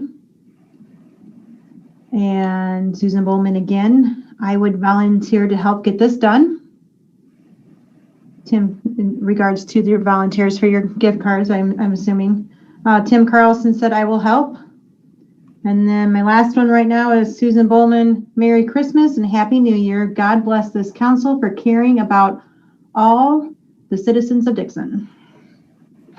All right. Thank you, Keisha, and thank you to our constituents for commenting in. To answer a couple of those questions real quick, for gaming, there are two gas stations in town that did get representation to petition the council, and then there is one potentially incoming gas station that is potentially ready to petition the council. So at this point, there are 3 known, 2 existing and 1 potential gas stations that are interested in that. The next question to the city limits. Pretty much anything we do in the city of Dixon is restricted to people who actually live within the city of limits. So those are property tax paying actual residents, basically the same people who are voters of the city limits, so who are residents of the city limits. We can find those. And sometimes that includes people, or excludes people, I should say, who for all practical purposes live in the city. I mean, there are parts of town where the neighbor 15 feet away, 20 feet away from the house next to him is in the city limits and the next one's not. So some of the city limits are things we are trying to fix. That's actually been a big project of mine and a discussion of the council, but it is limited to city residents. And finally, thank you for your compliments. We are very, as you just heard, many of the different council members all have their own projects on how they can help the city and get us through this era. So thank you very much for recognizing that. I know they appreciate that. We are very passionate about keeping our town healthy. So both for the public safety, but also economically and for people's livelihoods. Absolutely. All right. Anybody else want anything to add to those answers? Anything I missed? You can still annex into town if they want to maybe be a part of it. If they're contiguous, yes. If they're contiguous, I mean. Yep. All right. For ordinances, we do have a variance to authorize. I see our building director, department head coming up. So I will turn it over to Mr. Shipman. Talk to us about this. Okay, so you have a petition on the agenda tonight is ordinance to grant a variance for a setback in the rear yard from David and Christine Blackburn at 1015 Idlewild Drive. They requested a variance for from a 30-foot rear yard setback down to a 15-foot to allow for construction of addition to the rear of their residence. The petition was heard at the Zoning Board of Appeals public hearing. They had some discussion on it, and their recommendation back to the council was that they approved of it. Was that unanimous? Yes. Thank you. All right, any questions from the council for Tim Shipman? All right. Hearing none and given the unanimity, I will move forward and ask for a motion. I move to approve the ordinance for a variance from the rear yard setback requirement from 30 to 15 feet. Second. I have a motion and a second. Any further discussion? The only element I will add for discussion is we do have multiple boards, potentially including the Zoning Board of Appeals, our Planning Commission, and some other parts of the board that we will be looking for new members from our citizenry in the new year. So if you're out there or you know anybody who's interested in giving their input, as you've just seen, we generally take the input from our citizen boards very seriously, and barring anything crazy, the city council follows the guidance of our citizens on these matters. So if you are interested in serving on a citizen advisory board or a city commission, please let the city clerk know, let myself know, let the city manager know. We function better as a local government when our citizens are involved. So that is my input. Not directly related, but indirectly related. And you get to work with the fine Tim Shipman if you're on Zoning Board of Appeals or the Planning Commission. So that's always a plus, right? All right, any further discussion? Hearing none, can I have a roll call, please? Councilman Marshall? Yes. Councilman Oros? Aye. Councilman Veneer? Yes. Councilman Considine? Aye. Mayor Erlano? Aye. And congratulations to the Blackbirds. All right. Next, we have authorizing an intergovernmental agreement between the City of Dixon and Dixon Community Unit School District number 170. I am going to kick it over to our city manager, Danny Langloss, to walk us a little through what is happening here. Thank you, Mayor and Council. As we've talked about, many times, and we've talked about on these Zoom calls, the council has a couple of real top priorities. And one of those is economic development. And we're looking at economic development and creating new jobs, expanding our industrial park, the gateway development with fueling and restaurants, hotels, those types of things. But we're also looking at residential. Residential is a big need within our city. When you talk to, landlords, whether you've got rentals or whether you've been out looking for a new house, the market's pretty thin. And with things happening like are happening in Rochelle with the project on the Poncharo building, one of the things the council has decided through our strategic planning is we want to be the place to live. We've got an amazing arts and culture community. We've got an amazing, thriving downtown, our events, the work that Chamber Main Street does. And we're continuing to expand. We've got a riverfront development. We've got more bike paths going in. But we need for places for people to live. So we've been working hand in hand with a local developer. This project is, still working out all the details. We're pretty much, we're pretty close. So we can't talk a lot about it. This would be a residential development that would occur in Washington Park. And so we worked with the school district And the school district is, through this agreement with certain things that we've got to hit and do, willing to transfer this property to the city, sell this property to the city for $1. Why would that happen? So with this project, there's a proposed 16 single family homes that, when done, will generate around $44,000 a year in property tax revenue, new property tax revenue for the school district alone, right? This is going to have a place for more kids to live in the city, to go to Dixon Public Schools and such. I don't have the exact numbers for the city, for the county, but there will be that factor of new property taxes, new revenues. But it's really, really about having more places for people to live as we become the place to live, even though, you know, maybe this big development's going on in Rochelle and we've got a lot of our own. So that's really the high level view of what I can talk about tonight. The school board did pass their agreement to enter in this agreement with us at their last meeting. Rob, am I missing anything? No, that's a great explanation of it, Danny.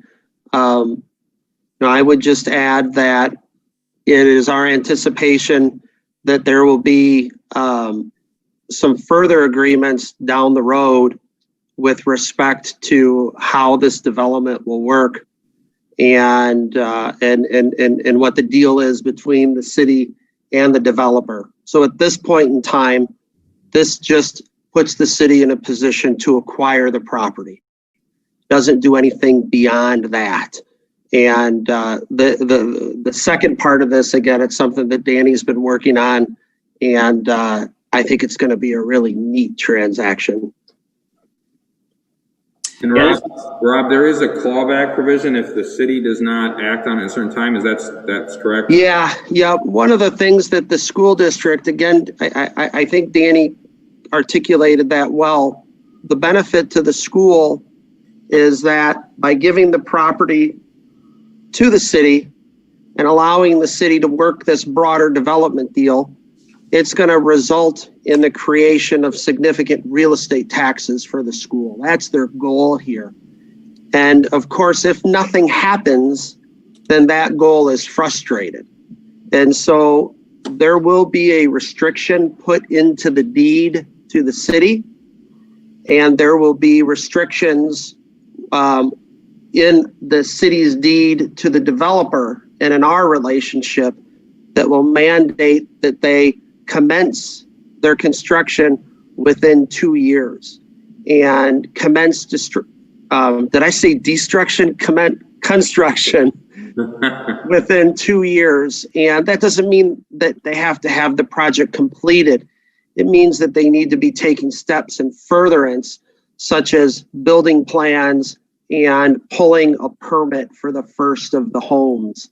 And in the conversations that Danny has had with the developer here, we don't foresee any problem. The developer here wants to get, he wants to get moving. Right, and I think that's useful to showcase both the school district thinking about their constituents, and of course the city of Dixon, everybody thinking about how to make sure that there's some deliverables in there. All right, Danny, anything else to add on that? No, I think that covers it. Thank you. Questions, comments from the council? This is a project Danny's been working on for a while, so kudos to him, as well as that developer out there. Residential is one of the big concerns of the city of Dixon. Residential development blends into both commercial and industrial development, as well as just making homes available for people who want them. So that's a good project. A great project. It's a great reflection of the ability of two taxing bodies to work together in the best interest of the community. And it's great to have that relationship and open dialogue with our school district. So good job, everybody involved. All right, I would entertain a motion. I move to approve the intergovernmental agreement by and between the city of Dixon and Dixon Community District Number 1. Sorry. Motion, Marshall. Rob, you're not allowed to second. So can I get a second from a council member? Sorry. Keisha told me that I have to mute when I cough. Mute. Second. Second, Boros. Any further discussion? Hearing none, can I have a roll call, please?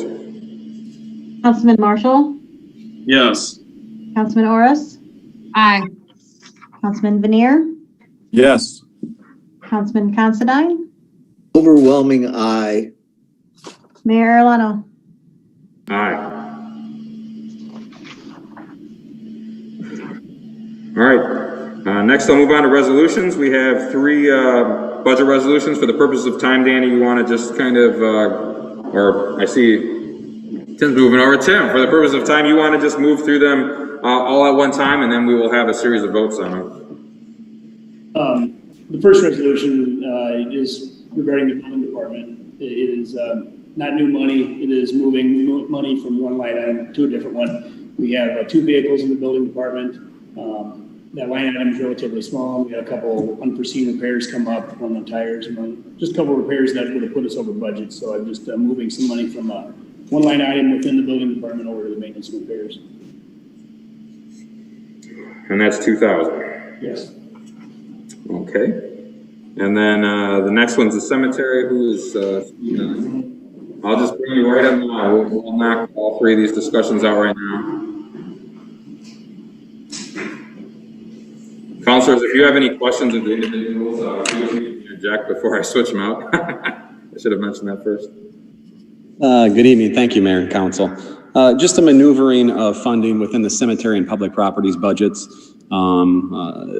Moving funds within the existing budget. No new funding is being requested here. So we did the same thing roughly the same time last year, just sort of a balancing of things and shifting things around. We reserve the right to move them around again later. All right, and this total is $27,500 for the cemetery line items. Correct. All right. Any questions of Matt before I move on to the fire department? All right.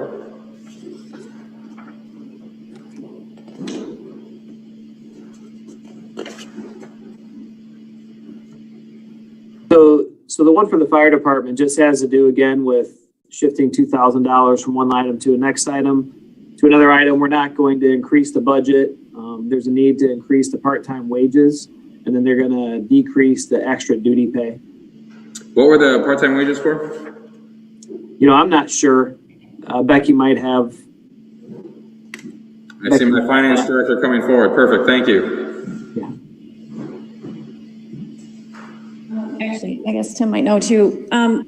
I know that we have hired a part-timer to come train kind of like an internship program, I think, to get him adjusted and see if he likes the fire department. We also have someone that takes pictures, yes, I believe. Usually the volunteer staff, they have to get another person on. So we've got a volunteer portion that's proven to be doing at land levels and specifically. And the other issue is too that minimum wage is going up January 1st. Right. All right. Well, I'd be interested in hearing a little bit more about the intern part of it when Chief has time to maybe shoot me an email. All right. Any questions from the council? Otherwise, I would entertain a motion on A, which is the building and zoning repairs. I move to approve the resolution amending the FY 2020-2021 budget with respect to the building and zoning department budget. Second. Second, Considine. Any further discussion? Hearing none, can I have a roll call, please? Councilman Marshall, Yes. Councilman Orris, Aye. Councilman Veneer, Yes. Councilman Considine, Aye. Mayor Arellano. Aye. All right, B, the cemetery budget. Do I have a motion? I move to approve the resolution amending the FY 2021 budget with respect to the cemetery and public properties. Second. Motion Considine, second Marshall. Any further discussion? Hearing none, can I have a roll call, please? Councilman Marshall, Yes. Councilman Orris, Aye. Councilman Veneer, Yes. Councilman Considine, Aye. Mayor Arellano. Aye. And C, the fire department budget. I move to approve the resolution amending the FY 2021 budget with respect to the fire department. Motion, Mayor. Second. Second, Considine. Marshall, I did it again. All right. I'm always on your mind, sir. You're in my head, Counselor. You're in my head. All right. Any further discussion? Can I have a roll call, please? Councilman Marshall? Yes. Councilman Orris? Aye. Councilman Veneer? Yes. Councilman Considine? Aye. Mayor Arellano? Aye. You know when I say motion massage that I've really gone off the deep end. I haven't made that mistake yet. All right. A lot of questions on that one. Yeah. All right. That brings us down to motions. We have the discussion and possible approval of the fiscal year 2019-2020 audited financial statements. I've asked the city manager to give us a brief overview of that. You all have copies as well. And one of the things I will probably do is go have a chat with the auditors. I sometimes do in a private setting to kind of discuss and ask questions. I know Councilor Veneer went with me 1 year. So if there's any other council member who's interested in that kind of thing, let me know. Obviously, I can't take more than one due to state laws. We don't want 3 of us in one place at one time talking city business. But if anybody else is interested in joining me, let me know so I don't have to drag on the auditor's time. Other than that, I will kick it over to our city manager and to give us a little 20,000 feet altitude look at this, Danny. Sounds good. Thank you, Mayor. So this year's audit has been scanned into a PDF. It is on our website. If citizens want to go look through that, I think it's 87 or 89 pages long. A lot of somewhat confusing mumbo jumbo if you're not used to government accounting.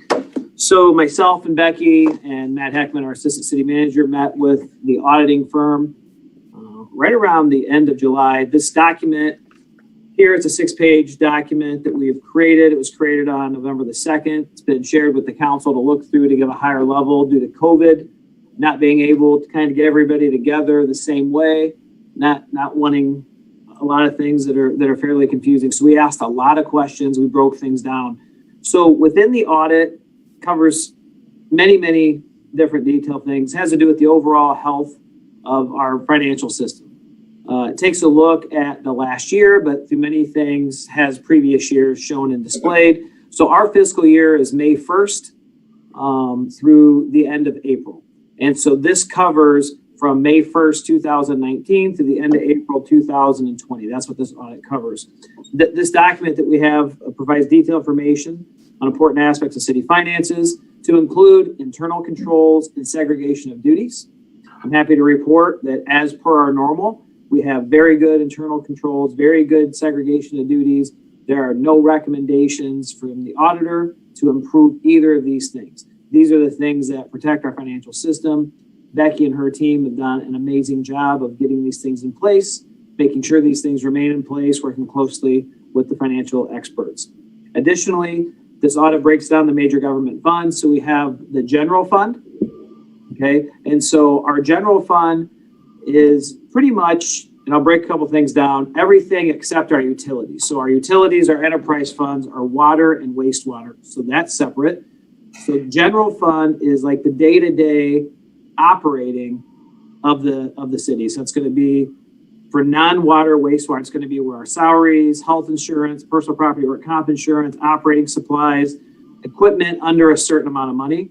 Then we have our capital fund, which that's we're going to buy police cars, dump trucks, excavators, bigger things, bigger renovations and stuff to buildings within the city. Non-major funds. So the non-major funds are things like the emergency vehicle fund, the airport fund, the TIFs, the foreign fire fund. Those are just some of the examples. Then we have the enterprise funds, water and wastewater. Then we have our IMRF retirement fund. So that's the retirement pensions for non-public safety.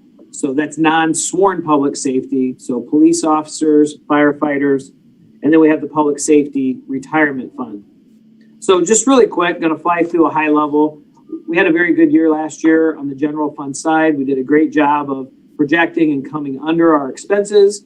And we always conservatively project our revenues. Our revenues from FY19, so the prior year increased by $160,000. A decent portion of that continues to be our sales tax and our sales tax growth, but it's definitely not all of it. For our expenditures, while on the audit it shows our expenditures were 9 million compared to 8.5 million, the majority of the increase in our expenditures, we pretty much held the line. It's just the way that it's noted. So for our pension costs, public safety, were listed as a transfer out to the general fund the prior year. And this year they're being shown as an expense. Okay. And so the fact that it's shown as an expense increases our expenditures. So really we remain fairly flat when you take into account the new way that they're doing this. Instead of a transfer out, it's showing it as an expense. So for FY20, we had a surplus, a carryover of $972,907.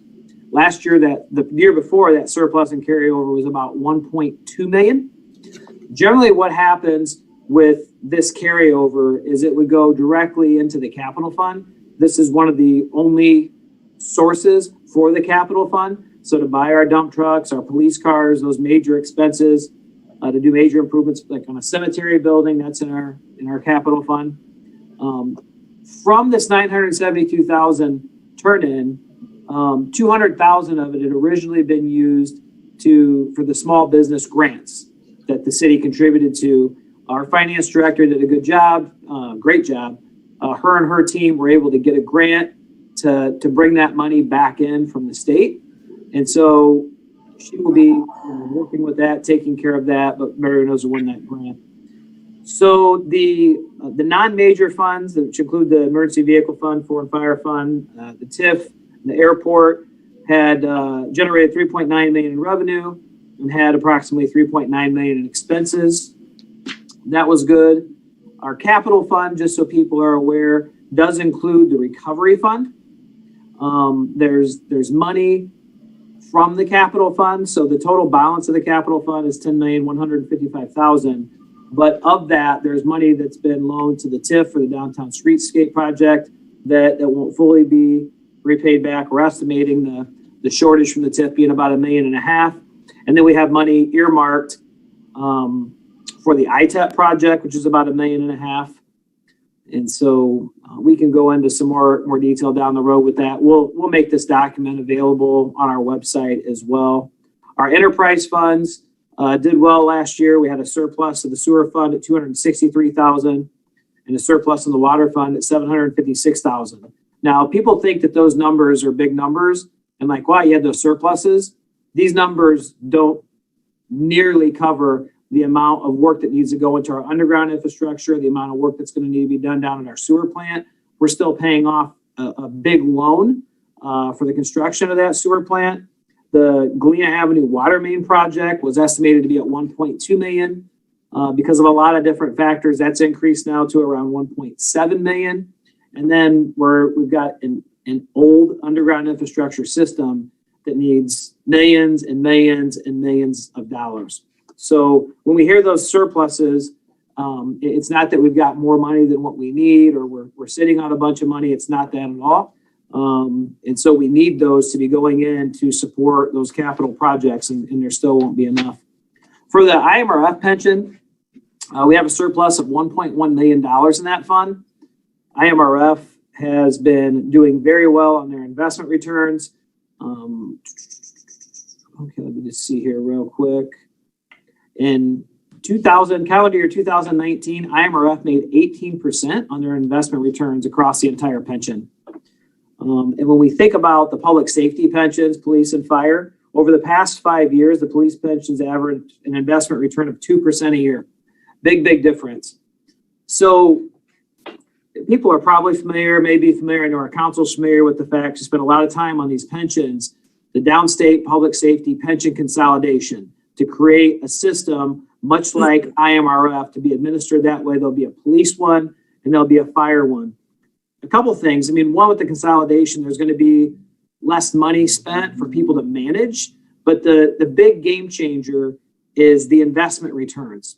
You know, we talked about in that calendar year an 18% return compared to, I think, what ended up being a loss on the police pension. So with the public safety pensions, instead of having a surplus like IMRF of 1.1 million, we have an unfunded pension liability of 18.2 million. So the total pension liability is 33 million, and we have 8.2 million unfunded, right? So more than half of the pension liability is unfunded. I do want to stress to people watching and thinking about this is that this problem has occurred and happened over a long period of time. What's happened over the last several years is they've changed the assumed return on these pensions because of historical. But every time you change the assumption by 1%, so if they lower the assumed rate of return by 1%, it's going to result in a $4 million change in total pension liability. So just because they're changing the assumed rate of return, the unfunded liability is skyrocketing. The other thing they did was they changed the mortality tables. So people are living longer, so they made that adjustment to the formulas. And when you increase the amount of time people are going to live, it also increases the pension, the unfunded pension liability. So a couple of major, the public safety pension is the problem, right? It's the problem for every community. It's something that's being addressed as council put $3 million into the fire pension last year. That increased the funded level up over 10 million. That gave us more diverse options to invest in. It increased our actual funding percentage from 43.96% to 54.78%. But the real key and the real fix, if there is one for this issue, is the consolidation of these pensions. If we can get a couple years in a row of 10% or even 7%, which we haven't even touched, it will completely change the game. But this is a long-term fix. This isn't something that's going to be fixed next year, the year after, or the year they're consolidated. This is going to be fixed over the next 10, 15, or 20 years. So overall, we're doing incredibly well. I was looking at our year-to-date financials in COVID, and our property taxes are higher than last year. Our sales taxes are higher than last year. Our income taxes are treading even. Really, the only place we're down is gaming. And we look at our expenses, and we're holding the line pretty well on those. So things are well from the audit. We're in really good shape other than the public safety pensions. All of our internal controls, all of our segregation of duties are looking very good. And so if you guys have more questions, somebody could go with the mayor over to the auditor's office. We could set up a meeting if you'd rather do that 1v1 with them, and they will answer any questions. But we asked a ton of questions to fully understand things that people go to a lot of schooling in to write this big document. And we've given Matt and Becky have reviewed this thing thoroughly and given you a very good synopsis of 87 or 89 pages in 6 pages with bullet points. So I'll be glad to take any questions. Quick heads up, their headline says Board of Commissioners. Just for their own knowledge.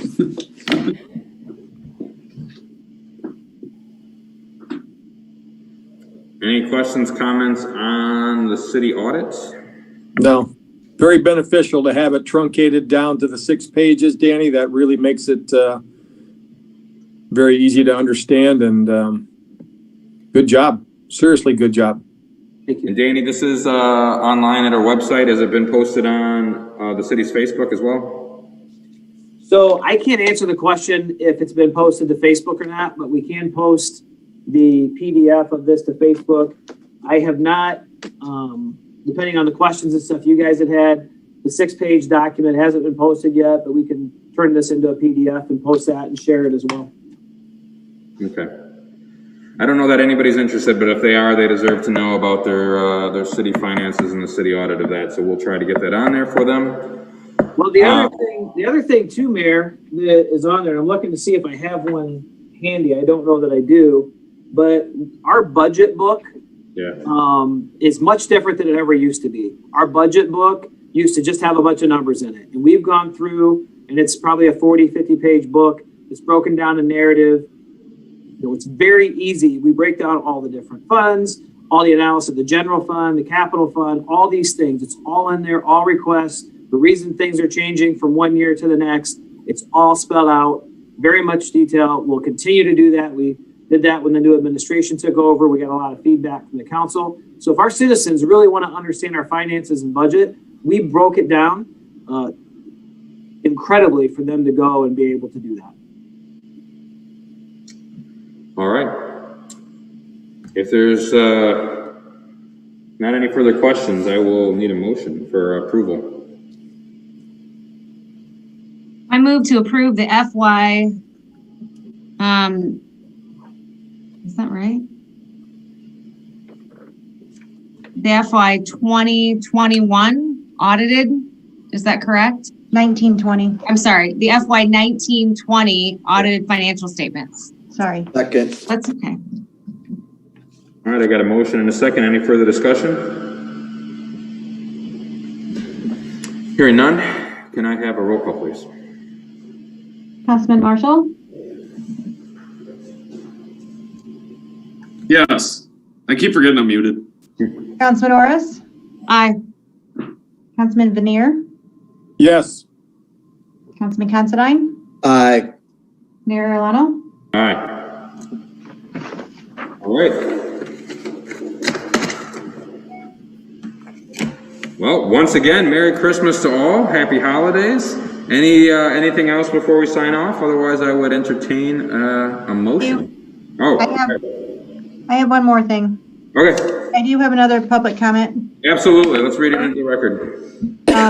One thing I wanted to remind that I only read the public comments if they reply to my original post to be recorded and brought into the, and being addressed into the meeting. So if it was not on the original one, I will not read it.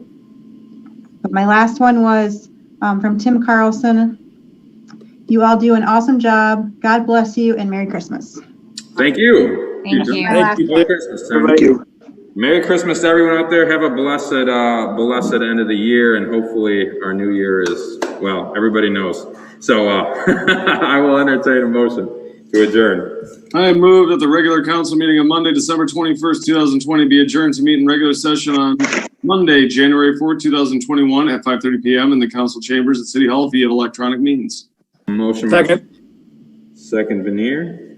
All right, and well, let me get a roll call here. Councilman Marshall? Yes. Councilman Orris? Aye. Councilman Veneer? Yes. Mayor Arellano? All right. Oh, Councilman Considine? Aye. Sorry. There you go. All right, meeting adjourned. As of right now, we will continue to plan on the first meeting in January then.